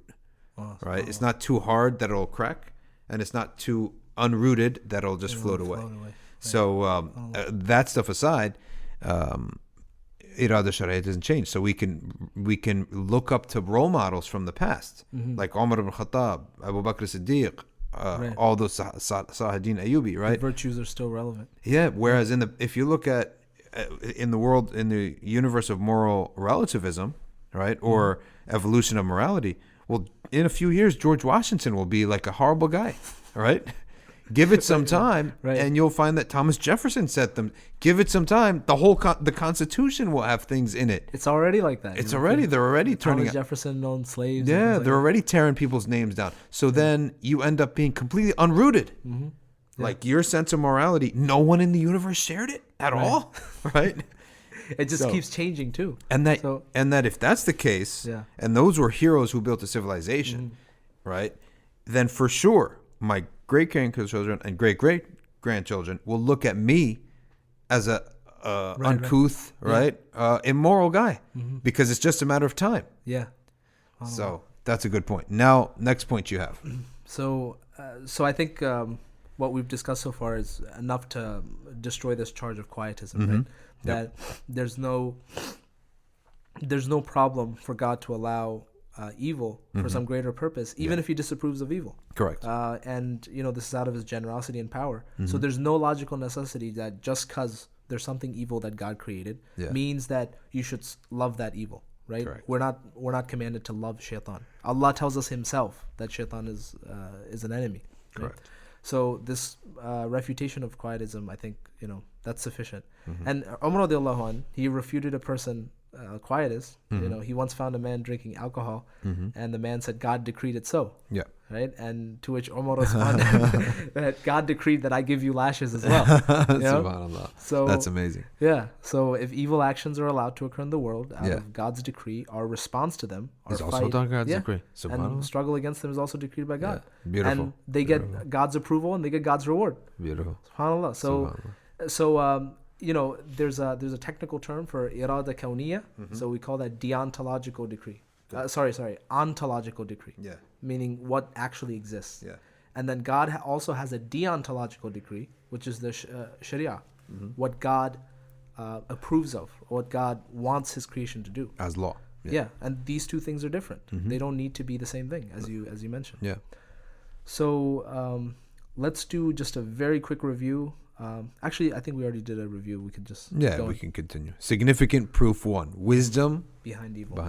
Yep. Critical. So this is the meat of the podcast. So shout out to Sister Suman Razik, by the way, for sharing her. She's a friend of, I don't know if you know Waqar. Waqar from Britain. Yeah, of course. Yeah. So it's actually like my first really? British friend after from the internet. Oh, mashallah. Basically. Mashallah. Yeah. So she wrote a dissertation on Theodicy, Oh wow. and she shared that with me. So That's her pretty cool. material on Nursi was excellent. I mean, Wow. the bibliography really helped. That's great. That's great. Sometimes like the references Yeah. are like really useful because you can dig further down, and Yeah. so it was super helpful. Great.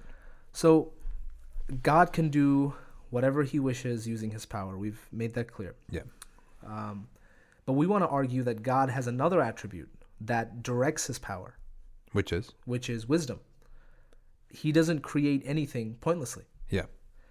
And we said this before, even if he were to, he could not be morally judged. Correct. But, some people have this reservation of saying, oh, God has wisdom in things. But God does have wisdom in things. I mean, we read in the Quran, أَفَحَسِبْتُمْ أَنَّمَا خَلَقْنَاكُمْ عَبَث, Correct. right? Correct. So, who would have? You're saying that atheists would have? probably question? hardcore Asharis Would question what? they would say that God has wisdom or reason behind anything they do, like anything he does. Of course, he does. Yeah. Yeah, he does. But Who would object to that? hardcore Asharis would probably Object? Yeah, Saying what? they would say that like God has no reasons for his actions. Like you cannot even put any reason behind his actions. See, the reason and wisdom are different things, though. Yeah. Reason is like implying being compelled, Right. right? Which is very different from having a wisdom. Yeah, and this is what the Maturidis would argue. We believe that he's not compelled by anything either. Yeah. No, I mean, most Asharis don't have a problem with this. I'm just making it clear for. So to be compelled is completely different than to have a wisdom. Yeah. Right. Okay, continue. And so, we read this in the Quran. فَحَسِبْتُمْ أَنَّمَا خَلَقْنَاكُمْ عَبَث. You think that this is just that this creation that we this created vain for vanity, right? So Allah Himself tells us that creation is not vain. Yeah. So He's telling us He has wisdom. So in this section, I'm going to be providing what's called an optimism theodicy. So an optimism theodicy tries to show that the evils in creation, there's wisdom behind them, right? And remember, there are two types of evils. There's moral evils, things done by human beings, and there are natural evils, things beyond our control. The stuff that Stephen Fry was so horrified at, deformed babies, tsunamis, all this other stuff. I think that's actually still in our control. Yeah. Just indirectly. Yeah, like Nursi through the says environment that we've corrupted. Yeah. Yeah. Okay. I mean, definitely. And so this optimism theodicy tackles the. It doesn't talk about free will as much. It's going to be talking about those things that seemingly are out of our control that happen to us, right? Okay. And we're going to be talking about free will in the second part of the podcast. Tsunamis and whatnot. Yeah. Okay. So let's take an in-depth look. So why an optimism theodicy? Like why do we want to give this theodicy? Well, I mean, it's Quranic, I would say, and and because voluntarism, it doesn't solve the problem completely. Yeah. Okay, we're absolved. God is not evil. All right, great, but I suffer. Yeah. So what's the explanation for that? You saying God is not evil doesn't solve that. Yeah. You have to still provide an explanation for, why do I suffer? Okay, God's not evil, but what's the point of my suffering, right? Yeah. So this is why, we got to do 50% more of the work with this optimism theodicy. Okay. So, to give you a better idea of why the voluntarism itself doesn't work is imagine you have an incredibly powerful boss, Yeah. right? Voluntarism is that just to saying that, well, he owns you, so just does it when he wants. Exactly. So let's say you have an incredibly powerful boss. Hold on a second. Now, it doesn't work if a person is weak in his trust in Allah. But what reason does he have to trust in Allah? That's really the question.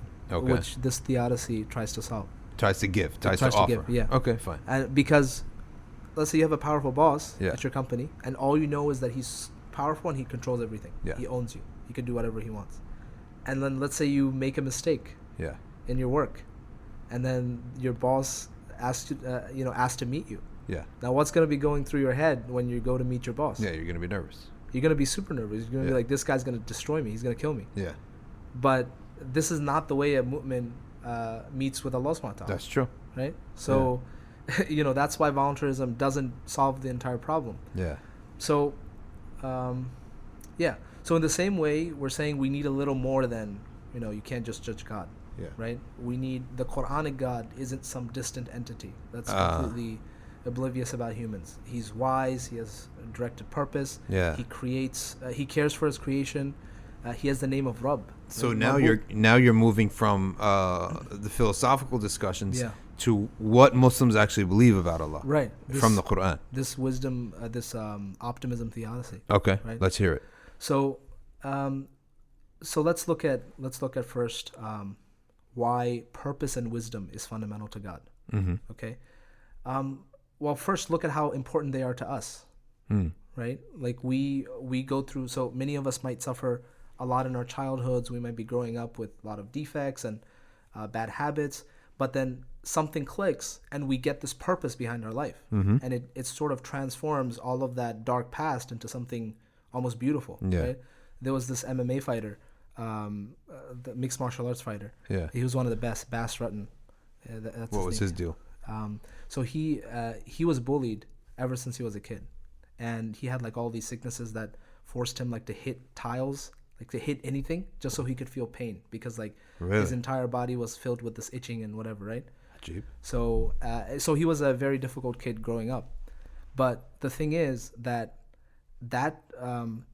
childhood prepared him to be one of the greatest fighters that ever lived. Really? And he's a Catholic now. He's a much more decent person, pretty nice.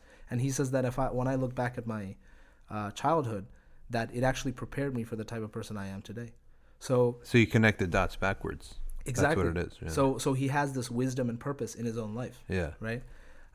So human beings are driven by purpose. They're driven by wisdom. Yeah. So this is why we're asking, what purpose does the evil that we experience have? Yeah. Right. This is why we ask that question. So in a sense, the idea that of not knowing actually heightens and increases Absolutely. the value of it years later. Yeah. And when that's heightened and increased at that point, Yeah. it compels a person to make sure that the next generation doesn't make the same mistake. Exactly. It's like, I was stuck on this for like 30 years. I want to make sure you don't make the same mistake. And they're very passionate about it because of because it was limited to them. They didn't have that knowledge for years. Yeah. Right. Well, now they're passionate about protecting others, like an entire generation. Like they could. It's almost like a slingshot. Them being slung back, that for 20, 30 years you couldn't solve this problem. Now you can solve it. It slings them forward. They might solve that problem for an entire generation to come. Right? So look at the benefit, the cost benefit. Right, exactly. Yeah. Now, if the atheist is always going to come back and say, well, why couldn't God have just solved it in the first place? Right. Well, in that case, I mean, you could say, well, why don't we live on Mars? Why don't you could question? But if God solved it, you wouldn't have that feeling of ownership and feeling of we say He did solve it. He just used the creation. Exactly. Right. He used a tool. And it's a blessing that you get to own that story. Exactly. It's a blessing that we have memories, and we're going to talk about this in the second part of the podcast. It's a blessing that we have consciousnesses, that we feel things, and we get attached. We have relationships. Like these things are blessings. That like if we didn't have a consciousness, we'd just be a rock. Yeah. And so yeah, definitely, absolutely. Okay. Continue. So now somebody might object, and they might say, that suffering. There are different types of suffering and different types of purposes, right? Yeah.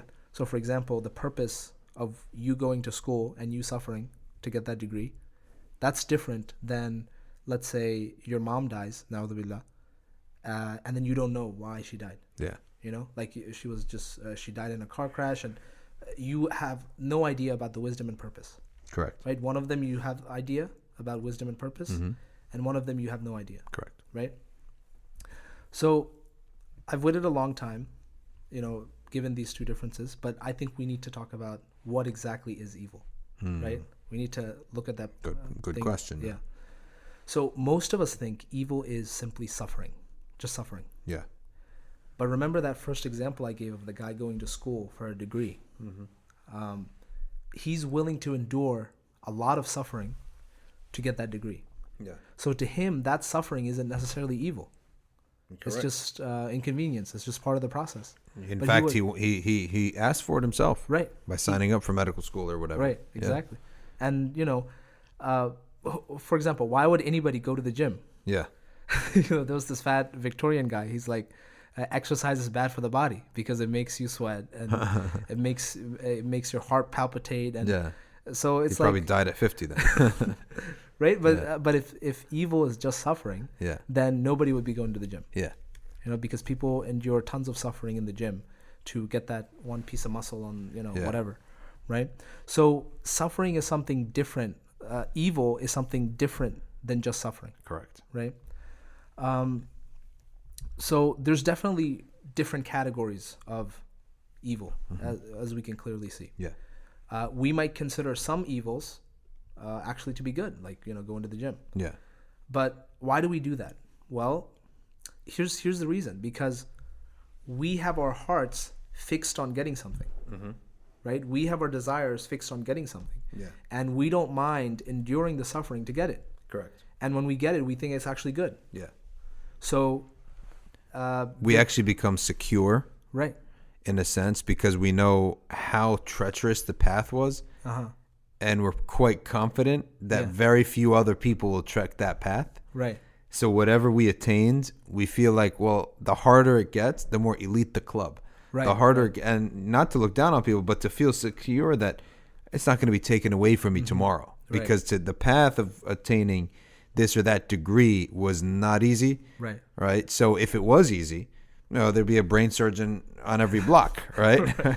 It would be easy Right. to become one. Exactly. So, but brain surgeons knowing how difficult it was, or climbing a mountain, that for sure there's not going to be 10 other guys up there because of how hard it is. Yeah. So you're going to have that record for yourself for a long time. And we voluntarily take these on because we think it's going to increase our flourishing. Yeah. It's going to increase our end goal. It's going to increase us as people, Yeah. right?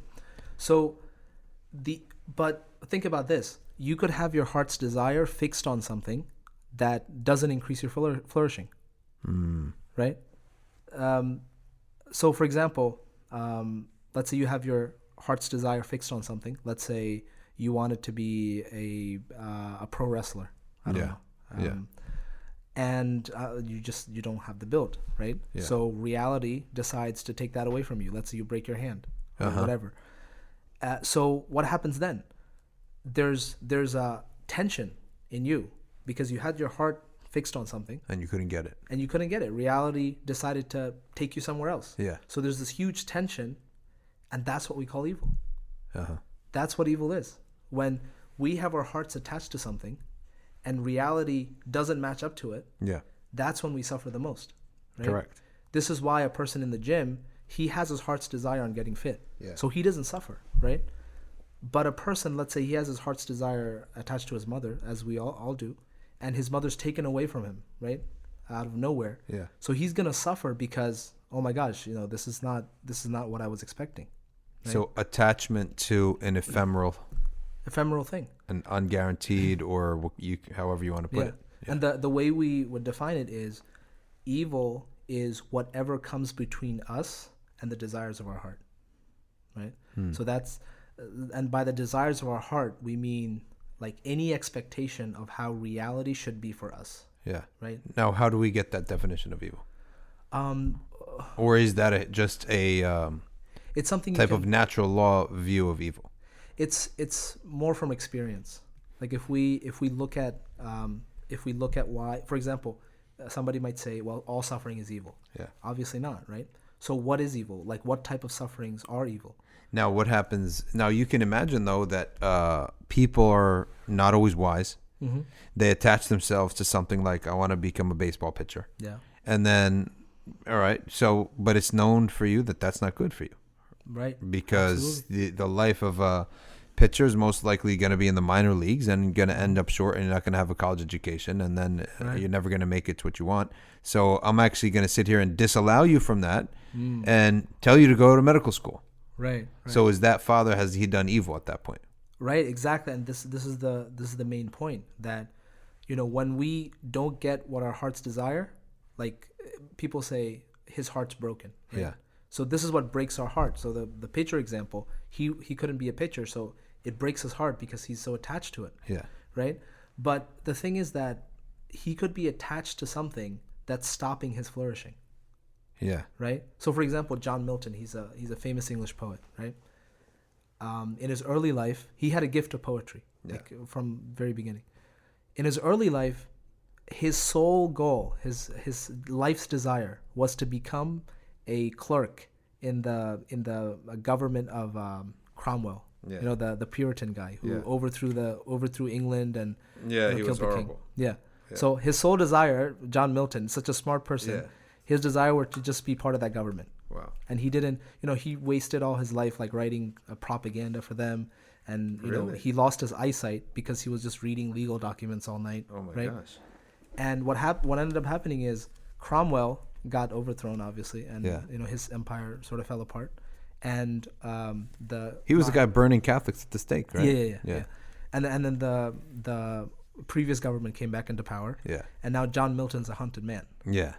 And on top of that, he loses his eyesight. So his desire was his harm. Right, exactly. Yeah, ended up being his harm. Yeah. Yeah, and then he's sitting there. He's blind. He loses his eyesight. Yeah. And he writes a poem. He's like, God, I wanted to achieve something, right? Yeah. But you took away my eyesight.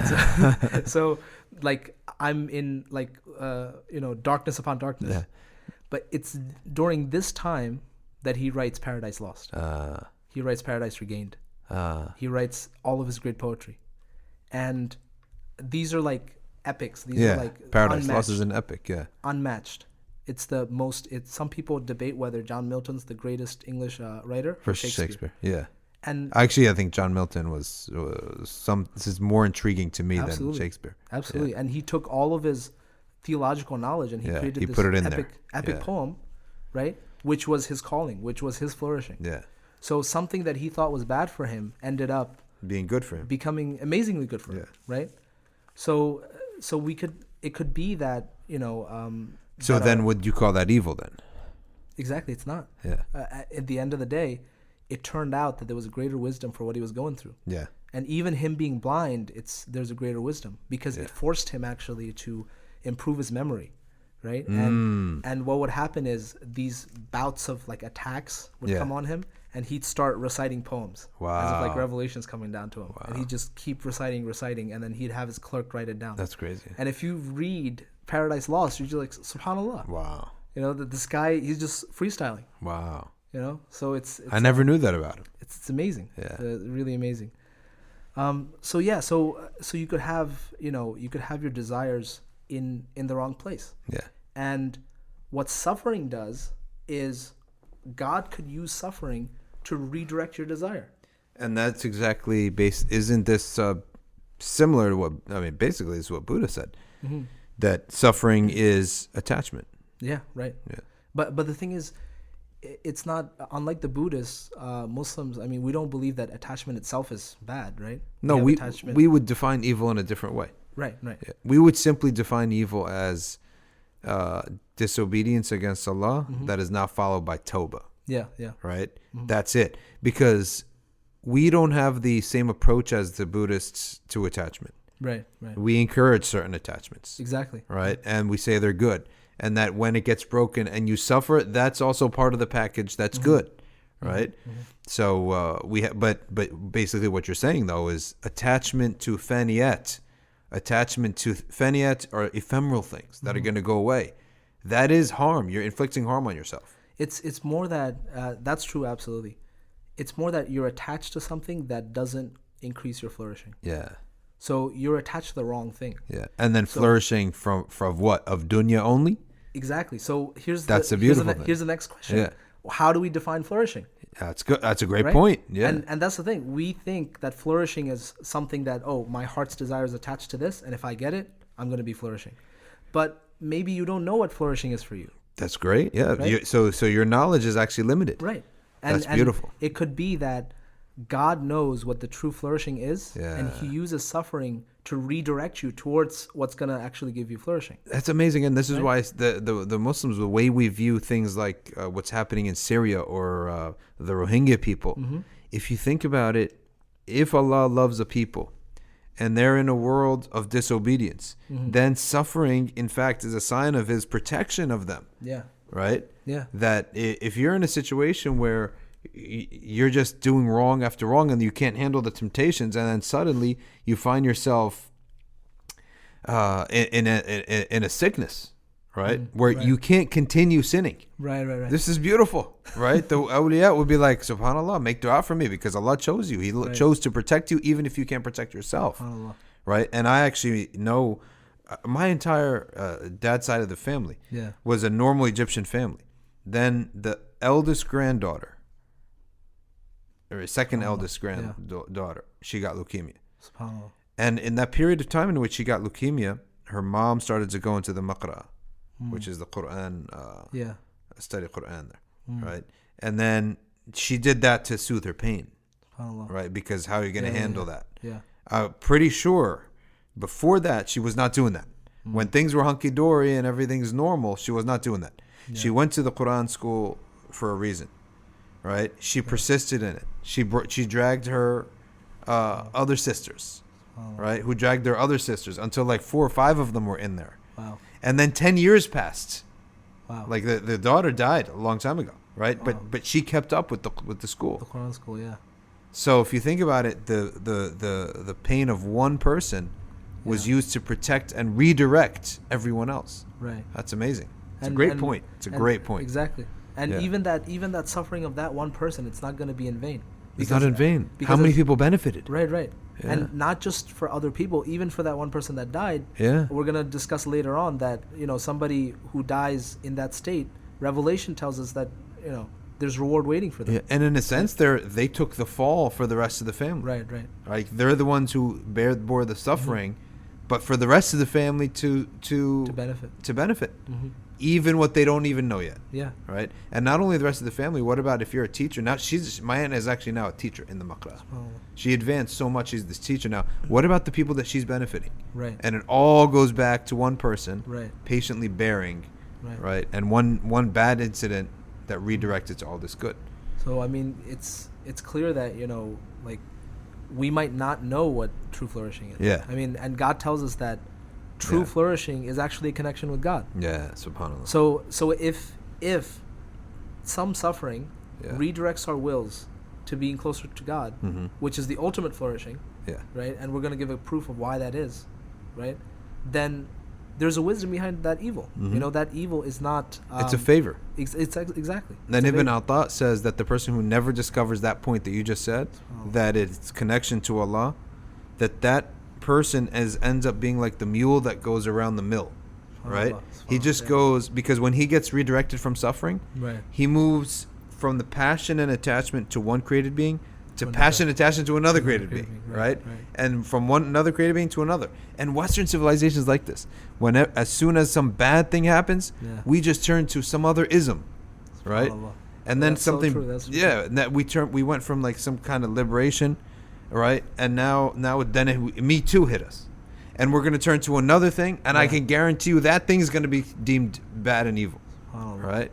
So there were like Jim Crow laws that give us civil rights, but the civil rights movement now, you go to BLM and look at their literature, right? And they're spitting on BLM, on the civil rights movement. They hate those some of those assumptions that they had and some of the cultures that they had. Right, so it's just from one created thing to the next, just and it's a non-stop. So instead of like going horizontal, you should go vertical. We're going horizontal. All right. And the next thing you have here is the unpopular kid analogy. This should be interesting. So we already discussed this, like with the pitcher. So the unpopular kid is like the MMA guy and the pitcher as well. Where you might be wanting something with your heart's desire, but it's not good for you. So bad. Like a teenager in high school, all he wants, his entire purpose in life is to just get the approval of his peers. That's true. But that's not good for him. It's not part of his stupidity. I actually always tell my kids that. I try to repeat it over and over in a way with them that what you guys think is cool now is actually a bunch of nonsense. Exactly. Right. And you just need a little bit of it, enough that you don't get laughed at, right? Enough coolness that you don't get laughed at. So because it becomes a distraction if you do. But otherwise, I show them the sort of the backgrounds of the people who are doing cool jobs, like in Silicon Valley and stuff like that. I mean, these people are hitting the books. Right. Exactly. Okay. And good. And I want to end this particular section by we're not saying that if somebody has to be suffering to like, to experience evil. Yeah. Somebody could be living an amazing life, but their life is evil. Yeah. Like if, for example, if there's a person who's a serial killer, right? And he doesn't know he's a serial killer. Let's just take that analogy. He doesn't know he's a serial killer, but he kills people and nobody knows about it. Yeah. Is his life evil? It is. It is. Yeah. It doesn't matter if he doesn't know about it and doesn't suffer. That's true. His life is still evil. Yeah. So just because we see somebody living an amazing life, it doesn't necessarily mean that he's somehow, being favored by God and no evil's happening to him, right? A rich CEO, I mean, he could be extorting millions of dollars from people and ripping people off. Correct. And he's living a good existence, but we would never say that his life is good. Correct. Right?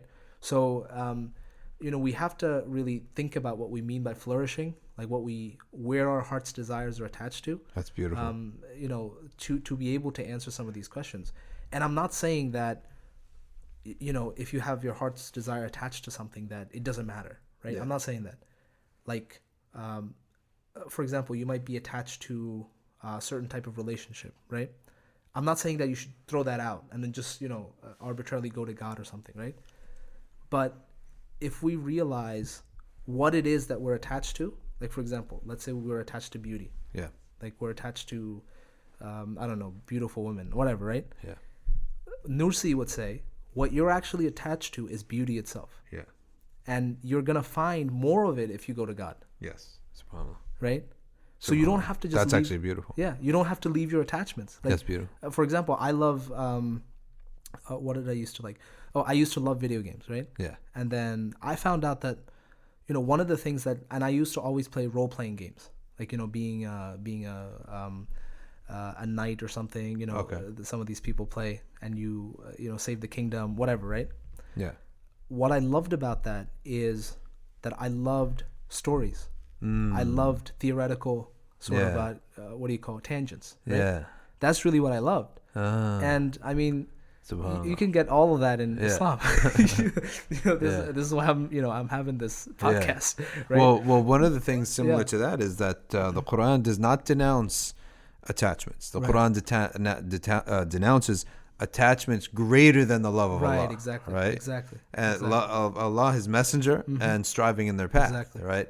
And also Sayyidina Ali, he wasn't, I wouldn't say attached, but he was seen drinking cold water. And from the Sahaba, there were 7 that were considered the ascetics of the companions. And their chief was Sayyidina Ali. Right? Yeah. So they said, oh, Ali, the Zuhad, the ascetics, they don't drink cold water, but you're drinking cold water. Right. He said, yes, because it brings the gratitude out of my heart. SubhanAllah. Right? So sometimes what we interact with and are attached to is in fact something that extracts from us a lot of Allah's love. It's a gift from God. It's a gift, and right? we are attached to it even more if we know that. That's exact, and it doesn't harm us Right. if we remember its source. Exactly. Because then when it gets taken away, Right. no problem. I remember this. I know who the source is. Exactly.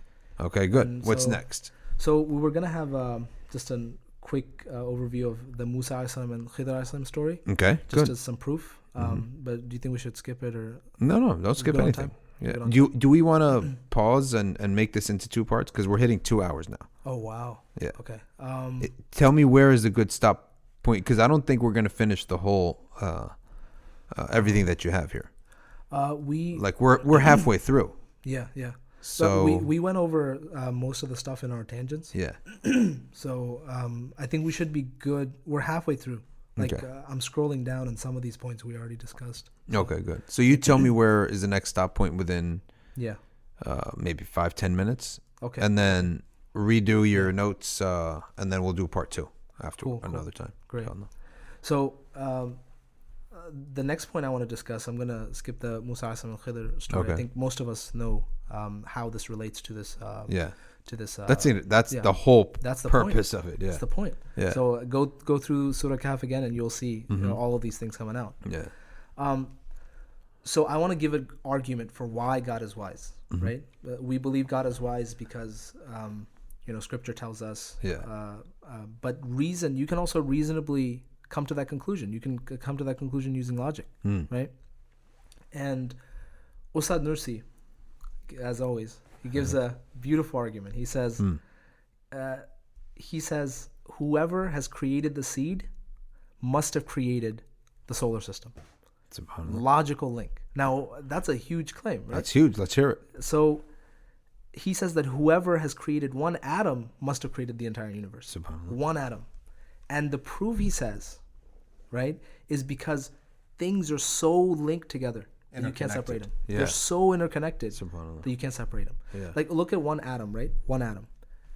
This atom can somehow know how to function properly as an atom in your eye. But if I take this atom and put it in your leg, it knows how to function properly in your leg. If I take this atom and put it in a tree, it knows how to function properly in the tree. It's as if the atom knows the entire universe. SubhanAllah. Right? And even we were discussing this in the previous podcast, how like this phenomenon of quantum entanglement, how like if you entangle two atoms together, and then you like make them go several millions of years apart. If you change one of them, it immediately affects the other one. Wow. This is proven fact in quantum physics. Really? It's a proven fact. That is insane. And that means that the universe, everything in the universe is so closely tied and linked. Right? That you could not have one person designing one part of it and another person designing another. It's all of it is one creation. That's amazing. Right? And this shows us that there must be wisdom. If that's the simple proof in the theology books. You'll see that the proof of oneness is order. Yeah, right? absolutely. Yeah. So and the proof of knowledge is complexity. Yeah. Because it is complex. Yeah, absolutely. Right? Very, very complex. And the proof of volition is variation. Yeah. Right? We're not composed of like 3 different pixels that are moving around. Right, We're right. composed of All things this. that are for no apparent reason to us are different. Right. Like what is really the need for every snowflake to be different? Right. Is there really a need for that? Right? But it is. They are. Shows us artistry. It shows us. Yeah, it shows us like that we're not the witnesses of this universe that matter. Yeah. That that this universe is being witnessed, and for the sake of that's who Allah Ta'ala is. Yeah. Every single one is different, and every single one is beautiful, and every single one may only live or exist Exactly. for 0.3 seconds before it hits the ground. Right. Right. And yet there's no big and small for Allah. Exactly. And the thing is that if the universe is such an amazing symphony, so to speak, and God is the composer, like I mean it's a bad analogy, but if the universe is everything in it is linked to everything else, how can we say that suffering itself is completely pointless? Oh, that's a great point. It also is linked to something. It's linked to something else. It's linked to some wisdom, right? SubhanAllah. So this is a logical proof of why like God has wisdom, because he orders everything. A definition of wisdom is that you know where to put the right things. Correct. That's right? the وضع كل شيء في محله. في محله, right? And so SubhanAllah. this is the amazing proof for why God must have wisdom, right? So we talked about why God has wisdom. We talked about how suffering is really the desires of our hearts being attached to something that doesn't help us flourish. Correct. And we also talked about what flourishing means. Flourishing is attachment to God, right? Which ends up what you just said being the same exact definition of disobedience to Allah, not followed by tawbah. Right. Because if it's not followed by tawbah, then it's against our flourishing. Yeah. And if it is followed by tawbah, it's then for our flourishing. It's for our flourishing. Yeah. And that flourishing isn't just some type of abstract good, right? Yeah. That we worship God or something. It's actually Jannah. SubhanAllah. So when Allah's redirecting somebody towards Himself, like He wants to give him, right? I don't want to use the word wants, but He desires to, He wants to give him Jannah. Yeah. So He's gonna have unlimited flourishing. Yeah. Right. So this is one of the proofs that we have, and Allah Subhanahu wa Taala wants to take that person away from the bad consequences. Beautiful. Because if that person, let's say Allah keeps giving him certain tests and trials, come back here, come back here, come back. He says no. Yeah. Now there's no way that God can force that person into Jannah without violating his free will. Correct. Oh, SubhanAllah. Right? True. Why would you take a person who doesn't want to be with God and force him to be with God? True. You could do that with an angel, I guess, but he doesn't have free will. But this is what we mean by hell. I mean, the Yeah. people in hell, they don't belong in Jannah. That's what they wanted. They wanted that, Yeah. right? So they didn't get the point. Somehow. They didn't get the lesson. Yeah. They just kept. But still, in that is divine justice, in the sense Yeah. that you asked, this is what you wanted. You were get just what you wanted. You were ignorant, right? In a sense, willfully ignorant, right? And didn't believe what the evidence that people gave you. Yeah, absolutely. Yeah. And I mean, what would we say about a person who everyone told him, don't eat that berry, Yeah. right, in the woods? Yeah. And he said, well, you guys just writing books, right? I mean, I'm a human and you're a human. Yeah. So let me just eat it anyway. And then he dies. dies. Well, the people are going to say, well, I mean, we have to say he deserved it, right? He deserved it, right? Yeah. Exactly. But one of the big questions would be, like, does the ends justify the means? Because we're saying that suffering, there's wisdom behind it, and people suffer, and it turns out good. Of course, the atheist is going to say, And does that justify the yeah, means? because in human society, it never justifies the means. Correct. Right? Well, you can't kill a bunch of people and say, oh, it's going to bring about this many goods, right? Correct. And get away with it. Yeah. Well, see, here's the thing. God has a certain right over his creation. Mm-hmm. And when you own your creation, you could do certain things to it that the creation can't do amongst themselves. Correct. If let's say, for example, a parent with a child, the parent has full right to do certain things to the child to increase his flourishing. Right? Even if he doesn't like it. Even if he doesn't like it, right? Correct. Because the parent is in a position of authority to do that. It's morally good for him, right? God, so we can't do that among ourselves, but God has full right to Correct. use suffering to teach us. Correct. But we can't do that amongst ourselves because we have no right to do that. That's beautiful. Right? Because we don't own any of. And that's creation. actually one of the names of Ar-Rahman. Right. I mean, the one of the divine names. Ar-Rahman is the name which signifies that Allah Ta'ala will do good for his servants, including what they don't like. Right. As a way to benefit them. I mean, imagine, for example, this is an example that just occurred to me out of nowhere. Imagine a master artist, and he's given a huge block of marble in front of him. Yeah. And then he starts chipping away at the marble. Yeah. Right? And then he creates this David sculpture, whatever, this beautiful sculpture. Yeah. Would anybody say that this artist is morally wrong for chipping away at the marble? SubhanAllah. So so we, in relation to God, is like the artist in relation to the marble. Yeah. So forget about, okay, let's say the marble feels pain. Yeah. Right? Let's say the piece of marble feels pain. Would the marble want to go back to the hunk it is? Yeah. It would want to be that nobody's looking at, Yeah. or no one's admiring. It would actually say, it's worth it. If I'm this beautiful statue that people are going to look at. Now the atheists will constantly go back and say, well, why couldn't God just create everything perfect as it is? Really, at the end of the day, they're asking for paradise. Right. And at the end of the day, we all have, even despite with all this sense that you're talking about, we end up having to get back to the statement that Allah is not asked about what he does. And Allah knows and you don't know. Namely, in other words, we are told by revelation, it's almost like a revealed knowledge that we not necessarily would have come to on our own. Or maybe we would have come to on our own. There's an argument for it. Yeah, that the intellect of the human being is essentially limited, will never fully understand the cause of everything, right? And must recognize that fact. And if it does not recognize that fact, then all of its attempts are folly. And that's why Allah says, I know and you don't know. Right. And don't ask why I do certain things. The mu'min doesn't even ask. Right. Like once you arrived at what you're saying of Iman, you don't even ask these questions, right? Because you trusted the source. Yeah. We're all getting to why we should trust the source. Right, exactly. And why we should trust it. Yeah, once we trust the source, It comes then back full circle. It comes full circle. Then Allah says you don't even need to ask anymore. And, so, but the thing is that even if God created everything as heaven, right? Yeah. And He didn't create free will, no human beings. Yeah. There's some good that could never have been. Correct. Yeah. And God is concerned about creating. He's the most good, so He creates all good. How would there be triumph? Right. How would there be competition? How would there be hard work that resulted in a reward? Right. How would there be pity? If we were all in paradise, there would be no pity. There would be no generosity. There would be no patience. There would be no resilience. Absolutely. Right? So you said that there is a rational reason or basis for the idea that our intellects are essentially limited. Absolutely. You want to share that? Because I mean, think about it. Our knowledge is gained through induction, right? We see certain things happening, we see certain other things happening, and we already gave an example that your heart's desire could be attached to something that's not good for your flourishing. We see it all the time.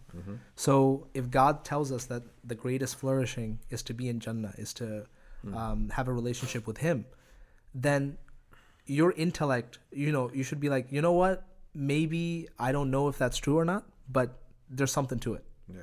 And especially if you believe in the Quran, you're like, there's something to it. I think that the study of human history takes us to the point of that we're actually pretty dense at some points. Every era in history, like you go back just a while back, and we didn't even know a thing or two about medicine. Yeah. Right? So we were limited in that respect. And the fact that we are absolutely reliant on the preservation of our word. Yeah. And before paper, if you notice, societies would collapse or die off or be destroyed by other societies. This is the generation after them is basically starting from scratch. Yeah. In terms of civilizational knowledge was lost. Whereas we're operating on the fact that we're building on civilizational knowledge. Yeah.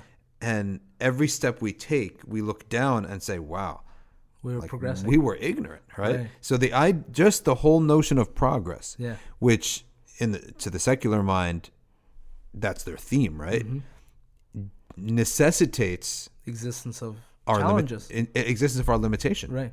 Necessitates that the human nature is limited, the intellect is limited. Yeah, we may have potential to understand, but in itself, it's limited. Yeah. So one last thing I want to finish this point on, and we went through a lot of these points just in our tangents. So we're almost close to the finish, actually. Oh, okay.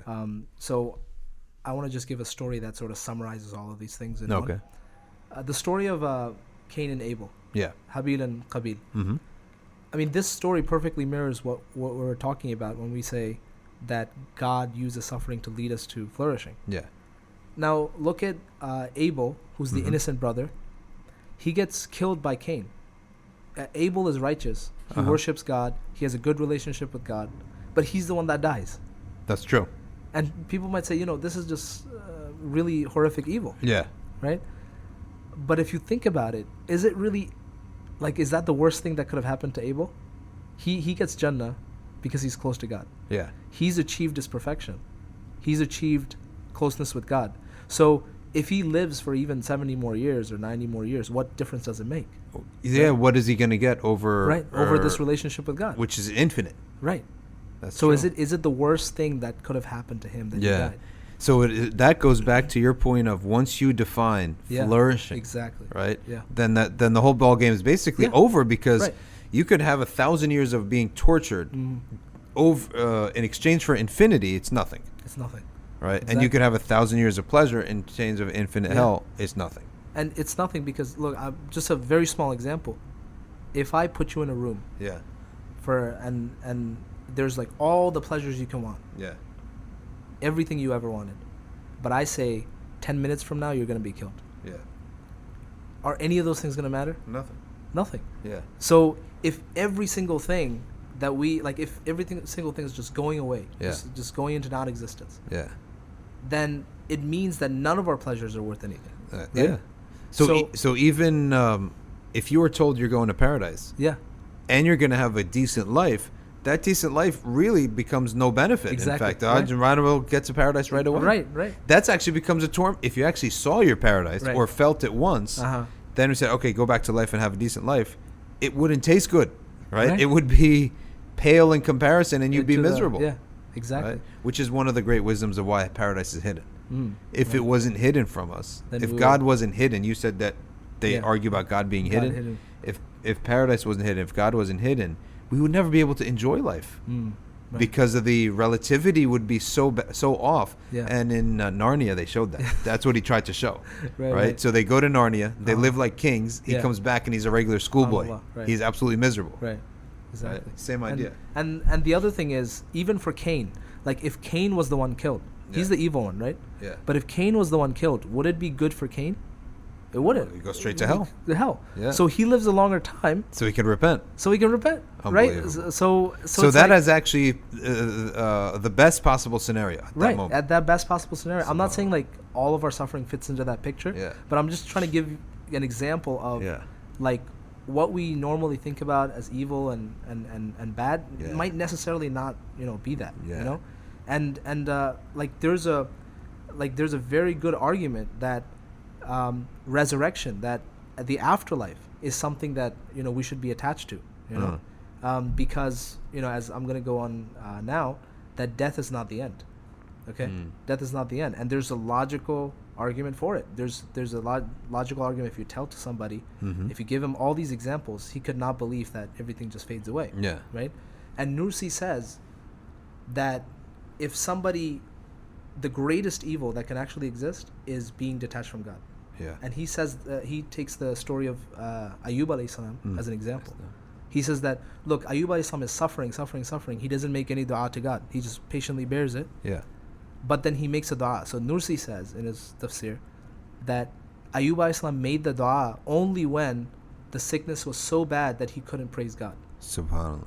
So, and Nursi takes a lesson from this. He says that, look, whatever you endure, the greatest loss you could have is if you lose that connection to the infinite. Subhanallah. Right? Because life itself doesn't mean anything if you don't have the afterlife. Like the example of the person locked in the room. If you're going to die in the next 10 minutes, what matters? Nothing matters. That's why one of the awliya, his dua was, oh Allah, test me with anything except hijab, which is the barrier between me and you. SubhanAllah. I'll take any test except, because that test, at that point, you don't even know that you're being tested. Because you have no sense of what is what anymore. Right. Because we only get a sense of stuff only when we have our perspective on akhirah. And the akhirah, I mean, there's so many signs in the creation that the akhirah is real. In the design of Allah subhanahu wa ta'ala, there's a cycle of life and death, resurrections. A plant is born, it dies, it comes back to life. I mean, there's so many. We see resurrection. We see resurrection all the time. And if we say that Allah subhanahu wa ta'ala is just going to take all this creation that He's done and He's just going to like destroy it, and He's never going to do anything else. This is like a master artist. He creates a beautiful piece of art. And just right after, he just destroys it. I mean, we would call this person insane. Or you would say he's got to have a better one. Exactly. Right, up his sleeve, right? Right. Wow, I didn't think of that. He's got to have a better one up his sleeve, right? So these are some, indications that resurrection and the afterlife is something that's perfectly reasonable. It's not. We're not making this up. It's not weird things that religious people are coming up with. This is perfectly reasonable. I mean, you know how the iPod was a massive thing, and one time Steve Jobs came in, and someone asked him what's going on. He's like, "We're going to kill the iPod." Right. So when you have a genius like him, or even forget genius if you didn't think he was that smart, but someone as ambitious as Steve Jobs telling you that for sure that he's got something better up his sleeve, right? Which was the iPhone, which had an iPod in it, right? So because it had an iPod in it, like it basically, you have no need for an iPod if you have an iPhone. So when you got a guy like him telling you that he's destroying his creation, right? You know that he's going to bring something better, much better, right? And Allah Ta'ala, like in creation, like what you said, things are destroyed when they come back, right? So that's the first significant proof that there's wisdom behind evil, right? And we broke down what evil means. We talked about what wisdom means, all that. So now let's use all what we've learned, and let's tackle probably the toughest question, which is, how can children suffer? They've no connection to anything in the world. They're completely innocent, but they're made to undergo so much suffering, right? And to this, we've done a lot of groundwork. We said that every evil that God has, there's wisdom behind it. We said that God is concerned with people's flourishing. He guides them to their flourishing, so on and so forth. So now we have an answer. And what I'm going to do is I'm going to read probably as a beautiful letter written by Nursi to somebody who actually lost a son. And so what he does is he starts off with the famous ayah of the Quran, أعوذ بالله من الشيطان الرجيم وبشر الصابرين الذين إذا أصابتهم مصيبة قالوا إنا لله وإنا إليه راجعون. That give good tidings unto the patient ones, who when they are visited by an affliction say, we belong to God and it is to Him that we are returning. Right? So after some words of condolences, Nursi says, very interestingly, he interprets a verse in Surah Insan, which says, وَيَطُوفُ عَلَيْهِمْ وِلْدَانُ مُخَلَّدُونَ. Right? Everlasting youths will attend to the people in Jannah. If you could see them, you would think they were scattered pearls. So Nursi interprets this, and he says that what the Quran means by immortal children is this: if a believer's child dies before puberty, they will live eternally in paradise as lovable children. They will be the eternal means of happiness and pleasure to their parents, who will enjoy their love for them in their embrace. Some argue that the people of paradise will enjoy all pleasures except love for children, because paradise is not the place of generation, of people giving birth. However, the Quranic expression, immortal children, indicates that they will be eternally rewarded with the pure affection of their deceased children, whereas in this world, that love or affection is restricted to 10 years at most. Subhanallah. And then is wounded frequently by grief and filial piety. Subhanallah. So this is how Nursi interprets it. He says that, these children that are dying were being taken from us, that God is going to reward us for eternity with the love of these children. Subhanallah. Right? But that solves let's say that brings comfort to a person who's lost a child, right? But what about the child themselves? The child's died. It's lost its life. It's suffered, right?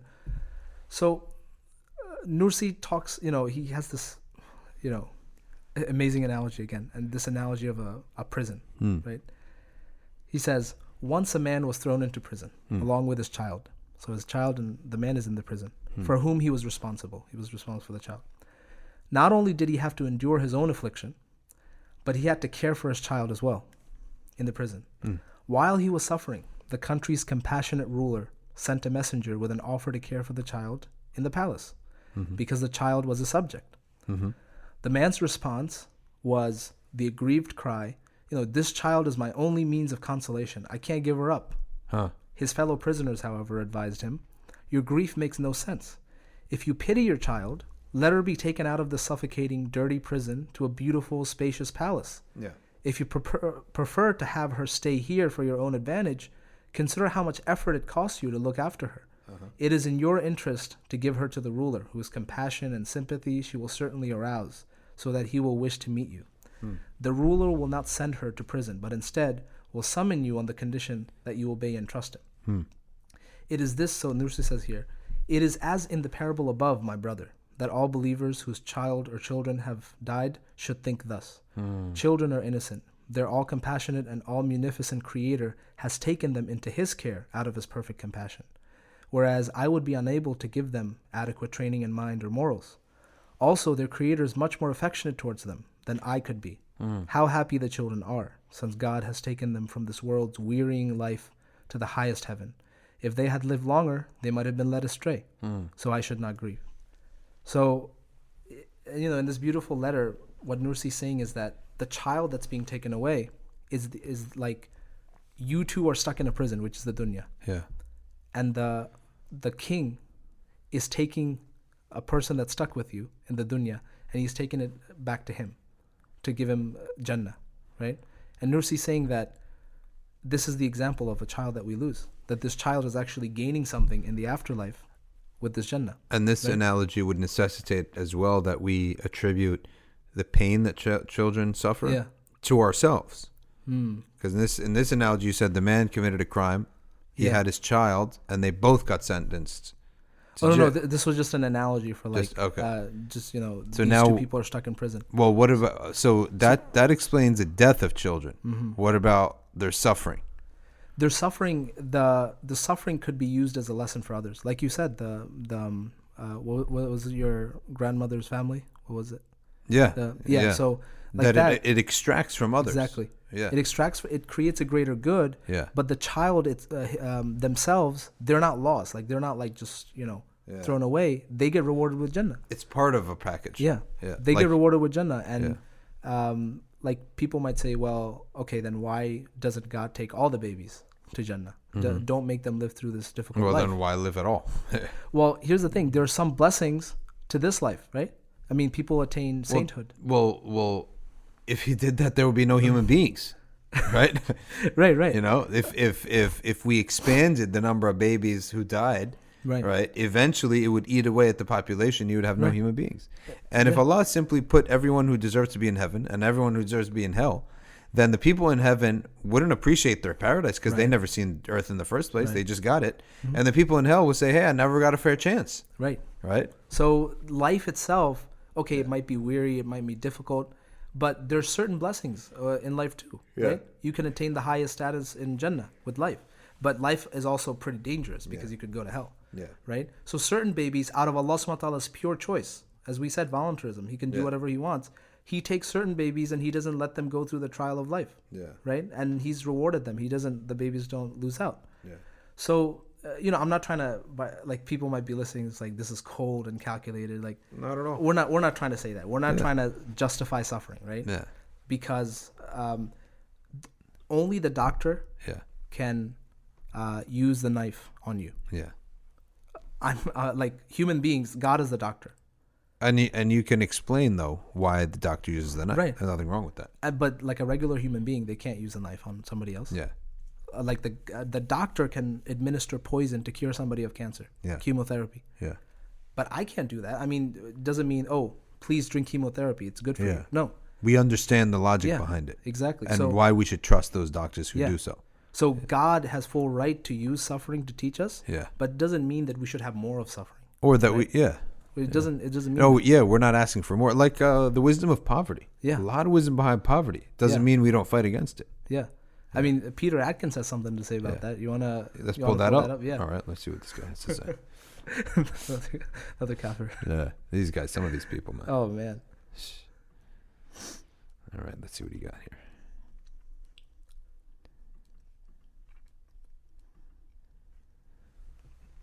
Let's pull that up. All right. Here we go.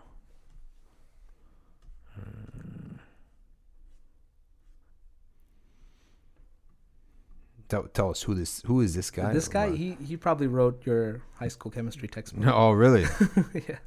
So he's a chemistry teacher. He's a chemistry teacher, I think at Oxford. Okay. And but he's also like a very vocal atheist. And like he's, people call him atrocious, Peter Atkins, just because like he's so close-minded. Really? The only thing he believes in is that the entire world is just made out of atoms and there's no point in living. And I'm just like, then why are you a professor? You know? All right, here he is. Yeah.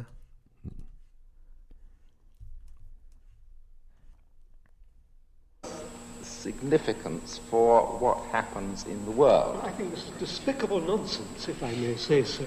I think I would like to see you nailed to a cross in order that you should experience the extremes of pain. I would like to see you raped. I would like to see you hung, drawn and quartered. That would make me feel very comfortable because it would give you such pleasure. Let me bring in Arthur Peacock. So explain to us, who was he talking to and what was he saying there? So Richard Swinburne was saying, the guy who was speaking in the beginning, he was basically trying to use the same argument we were doing, but a very, very summarized argument. He was saying that God could allow evil to have some greater good, right? And Peter Atkins is like, this is complete, it's horrible.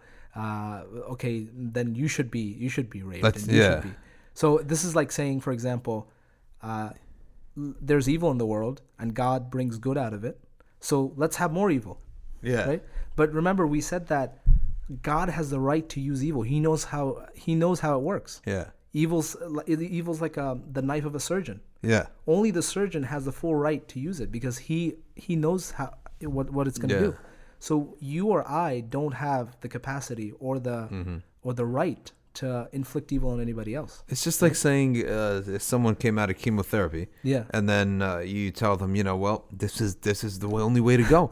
Then they say, well, I'd like to see you sit down there and take this stuff and lose your hair and all and be all miserable.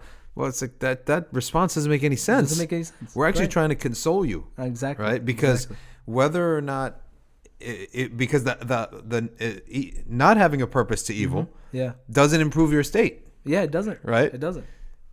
So we just have 2 more points here, and inshallah we can finish. We covered a lot of ground, honestly. Yeah. So I guess to summarize this argument that God has wisdom behind evil, the way that we can summarize it is God's creation maximizes for virtue. Yeah. It doesn't maximize for pleasure.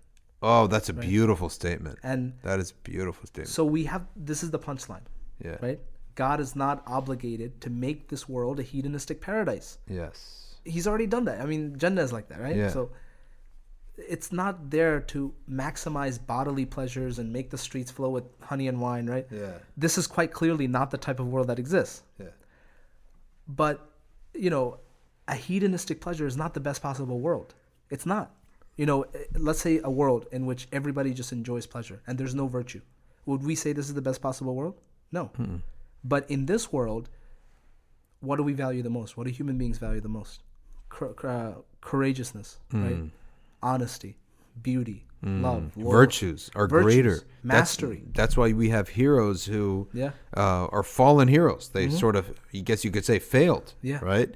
And yet they're heroes. Exactly, and Right. we admire we admire the Tragic virtue that heroes. yeah, tragic heroes. Yeah. We admire the virtues that they possess. Yeah. Even like for example, I mean, the Christians say that Isa alayhi salam died on the cross, right? Yeah.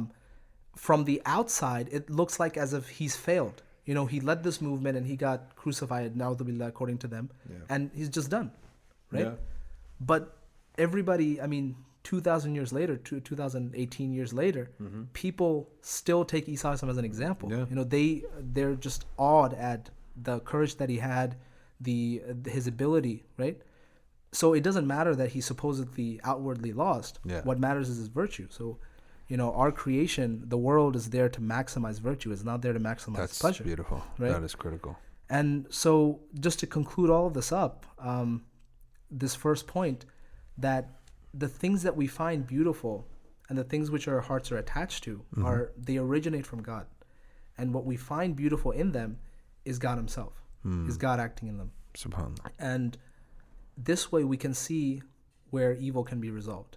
If we direct our hearts to the right thing and we position it towards God, then it's possible to bear any type of evil. And you have the stories of the awliya, you have the stories Then really there is no evil. Yeah. The only evil is weakening in our dhikr, in our remembrance. SubhanAllah. Not dhikr, and think about it that way. not of the tongue or of the heart, whatever, or even of the mind, of thinking about the value of things and the justification and reason to trust in Allah. That's got to be the only evil, right? Distraction, and that's what. It's exactly what Nursi says. Yeah, Exactly what Nursi says, and it's so amazing. So, like again, just to summarize, this optimism Theodicy says that evil is there to lead corrupted wills towards the thing that's going to make them flourish. That's beautiful. Right? And people can misinterpret that, right? Yeah. God doesn't force his creation to change because that would compromise their free will. That's true. He Right? gives them signals. Gives them signals, exactly. Yeah. So God could send a tragedy their way. They misinterpret it. They're like, oh, God's out to get me. Yeah. So they become even more evil. SubhanAllah. Right? But the opposite is also true. Yeah. Some people become more righteous after tragedy, right? So this is what, this first significant proof tells us. Yeah. And I want to conclude by reading probably one of the most beautiful things Nusri's ever written, this small passage here. And he wrote this when he was exiled in this random part of Turkey. He's an old man. He has no help. He's just this hut. He has to hunt for his food. Like, it's very difficult. Really? Very difficult living. He's not allowed outside contact. And it's just... SubhanAllah. And his family is dead. His Really? His friends are Alone, gone. literally alone. Literally alone. Unbelievable. Dhulumat thalath, right? No, not even followers. Just because the followers, they tried to get in illegal. contact with him. Yeah, exactly, illegal. Unbelievable. So this is what he says, and he writes this letter that later goes to one of his friends, right? Okay. So he says, I've been very lonely for the last 3 months. At most, a visitor drops by once every 15 or 20 days. Otherwise, I'm alone. In addition, it has been 20 days since the mountaineers left the area, the people in his area. At this time of night, in these forsaken mountains, silent and amidst the trees' sorrowful sounds, I find myself immersed in 5 sorts of loneliness. Being old, I'm separated from most of my contemporaries, friends, and relatives who have gone to the hereafter and left me in a most wretched isolation. This loneliness makes me feel a second type of separation, coming from the disappearance of most creatures with which I feel a connection, such as the past spring. The loneliness arouses yet another feeling, that of separation caused by being far from my hometown and relatives. In addition to these, the mountain's dark nightscape makes me feel a fourth kind of separation. Lastly, I've seen my soul in complete separation during its journey to eternity from this guest house, the world. I yelled all of a sudden, "Glory be to God," wondering how I could endure such separations. In the meantime, I felt my heart groan out this poem. O Lord, I am a stranger, I am lonely and weak, impotent, old and ill, and I have no choices at all. O God, I beg your mercy, ask your forgiveness, and I cry for help from your throne of grace. Wow. At just that point, belief's light, the Qur'an's effusive grace, and the all-merciful favor comes to my aid and changed 5 kinds of separation into 5 circles of warm companionship. Subhanallah. As I recited, God is sufficient for us, an excellent guardian is He. My heart recited, if they turn their backs, say, God is enough for me. Subhanallah. There's no God but He, in Him I have put my trust. He is the Lord of the mighty throne. Upon this, my soul conceded that people can open the door to light by understanding their helplessness and poverty before God's power and riches, and by trusting and seeking refuge in Him. I therefore praised and thanked God for the light of belief and submission. I came to understand how sublime a truth is contained in the couplet in Ibn Ataullah al-Iskandari's wise saying, "What has he found who has lost God? Subhanallah. And what has he lost who has found God?" Unbelievable. SubhanAllah. Unbelievable. That is so amazing. That letter is so amazing. Subhanallah. Yep, That is amazing. that's all I got. Wow. And that's what you closed with. Subhanallah. Allah. Man, really and he just died a lonely death like that. Well, not lonely for us, for him. Like, he No didn't die moment. in that exile, but he got back. He got back to Turkey. Yeah. But even as, like, you know, he's like 80 years old, and the government's bringing him to court for like all these charges and crimes. Oh my goodness. And you know, And so- no family. no, he never got married. He never married. He couldn't. You know, half his life was in like yeah. war and prison. Jails and so and at the end of all this, he's still going to a court. And at that point, what are they going to do to him? He's already Nothing. been through everything. So Yeah. what was the result? The result was they couldn't get anything on him. I mean, he died a natural death, alhamdulillah. And like his when Kemal Ataturk's anti-religious program went into full swing, Yeah. his tafsir of the Quran was being shared secretly, like all over Turkey. And when Ataturk got, you know, his power went away, there was this, like, he couldn't destroy faith. Subhanallah. So Islam survived Subhanallah. because of the Risala Nur in Turkey. And let's see in 30 years, Yeah. when the last of the Kemalists have died, who are already small in number anyway. Yeah. They're dwindling. Hmm. But when the last of the Kemalists have died, how many praises are sung of Ataturk and how many is sung of Of Nursi? Nursi, right? Which is go up by what you said, virtue. It's Virtue. resilience and trust in Allah. And some of those moments in which he was alone with Allah Ta'ala, that's Yeah. when Allah comes to love a person. Absolutely. And when Allah loves a person, that's it. He's going to He will raise their name. Mm-hmm. He'll raise their name, Yeah. even if it's across seas, across centuries. Mm-hmm. Subhanallah. I mean, I read this stuff. I'm like, I'm nowhere near the ballpark of these people, but I'm like, I know that's possible. Subhanallah. Just because I see this written in books by actual people Yeah. that lived, I'm like, you know, that's possible. You know? And here's the thing: when you have people like him, Yeah. this is not what they wanted, right? Right. But what Allah has planned for them is something different, right? So people plan for one thing, they end up being really legends for total Yeah. different reasons. Absolutely. And he was hated during his lifetime. He was an enemy of the state, and he died as an enemy of the state. And I was also unpopular in the eyes of people. Yeah. And he was known, right? Though He was known. He was the, known. The thing is that people loved him, but they couldn't express it because of the Kamalist thing, right? He had a small band of followers, or his- many. He had many like covert followers. Wow. People loved his writings because for the first time he was making he was speaking to them, right? Yeah. You know, he took on the materialism of his time, and he he showed why belief in God, belief in the 6 pillars of Iman is. So he actually argued this. Yeah. That's It's amazing stuff. That is It amazing. can change lives. Allah. There's a biography of him Yeah. that I actually have it on my shelf, and for some reason I didn't really know much about Nursi, to be honest with you, and I never read it, Yeah. to be honest. So, but I'm actually gonna pick it up soon. Inshallah. He's after definitely this. an awliya. He's one of the Oh my awliya. God. His miracles. He has miracles. Unbelievable. I mean, just his that fight is greater than any miracle. Yeah, To last, to be resilient, to make it through this trial.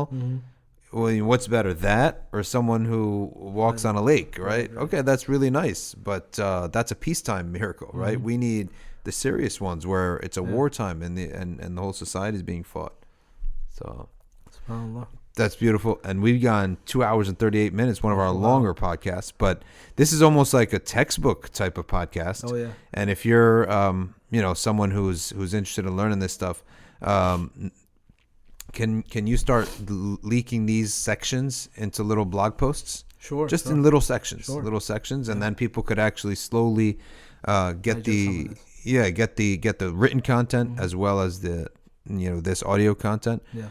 Jazakumullahu khairan, everyone. We'll close with our dua. Subhanak Allahumma wa bihamdik. Nashhadu an la ilaha illa anta. Nastaghfiruka wa natubu ilayk. Wal asr.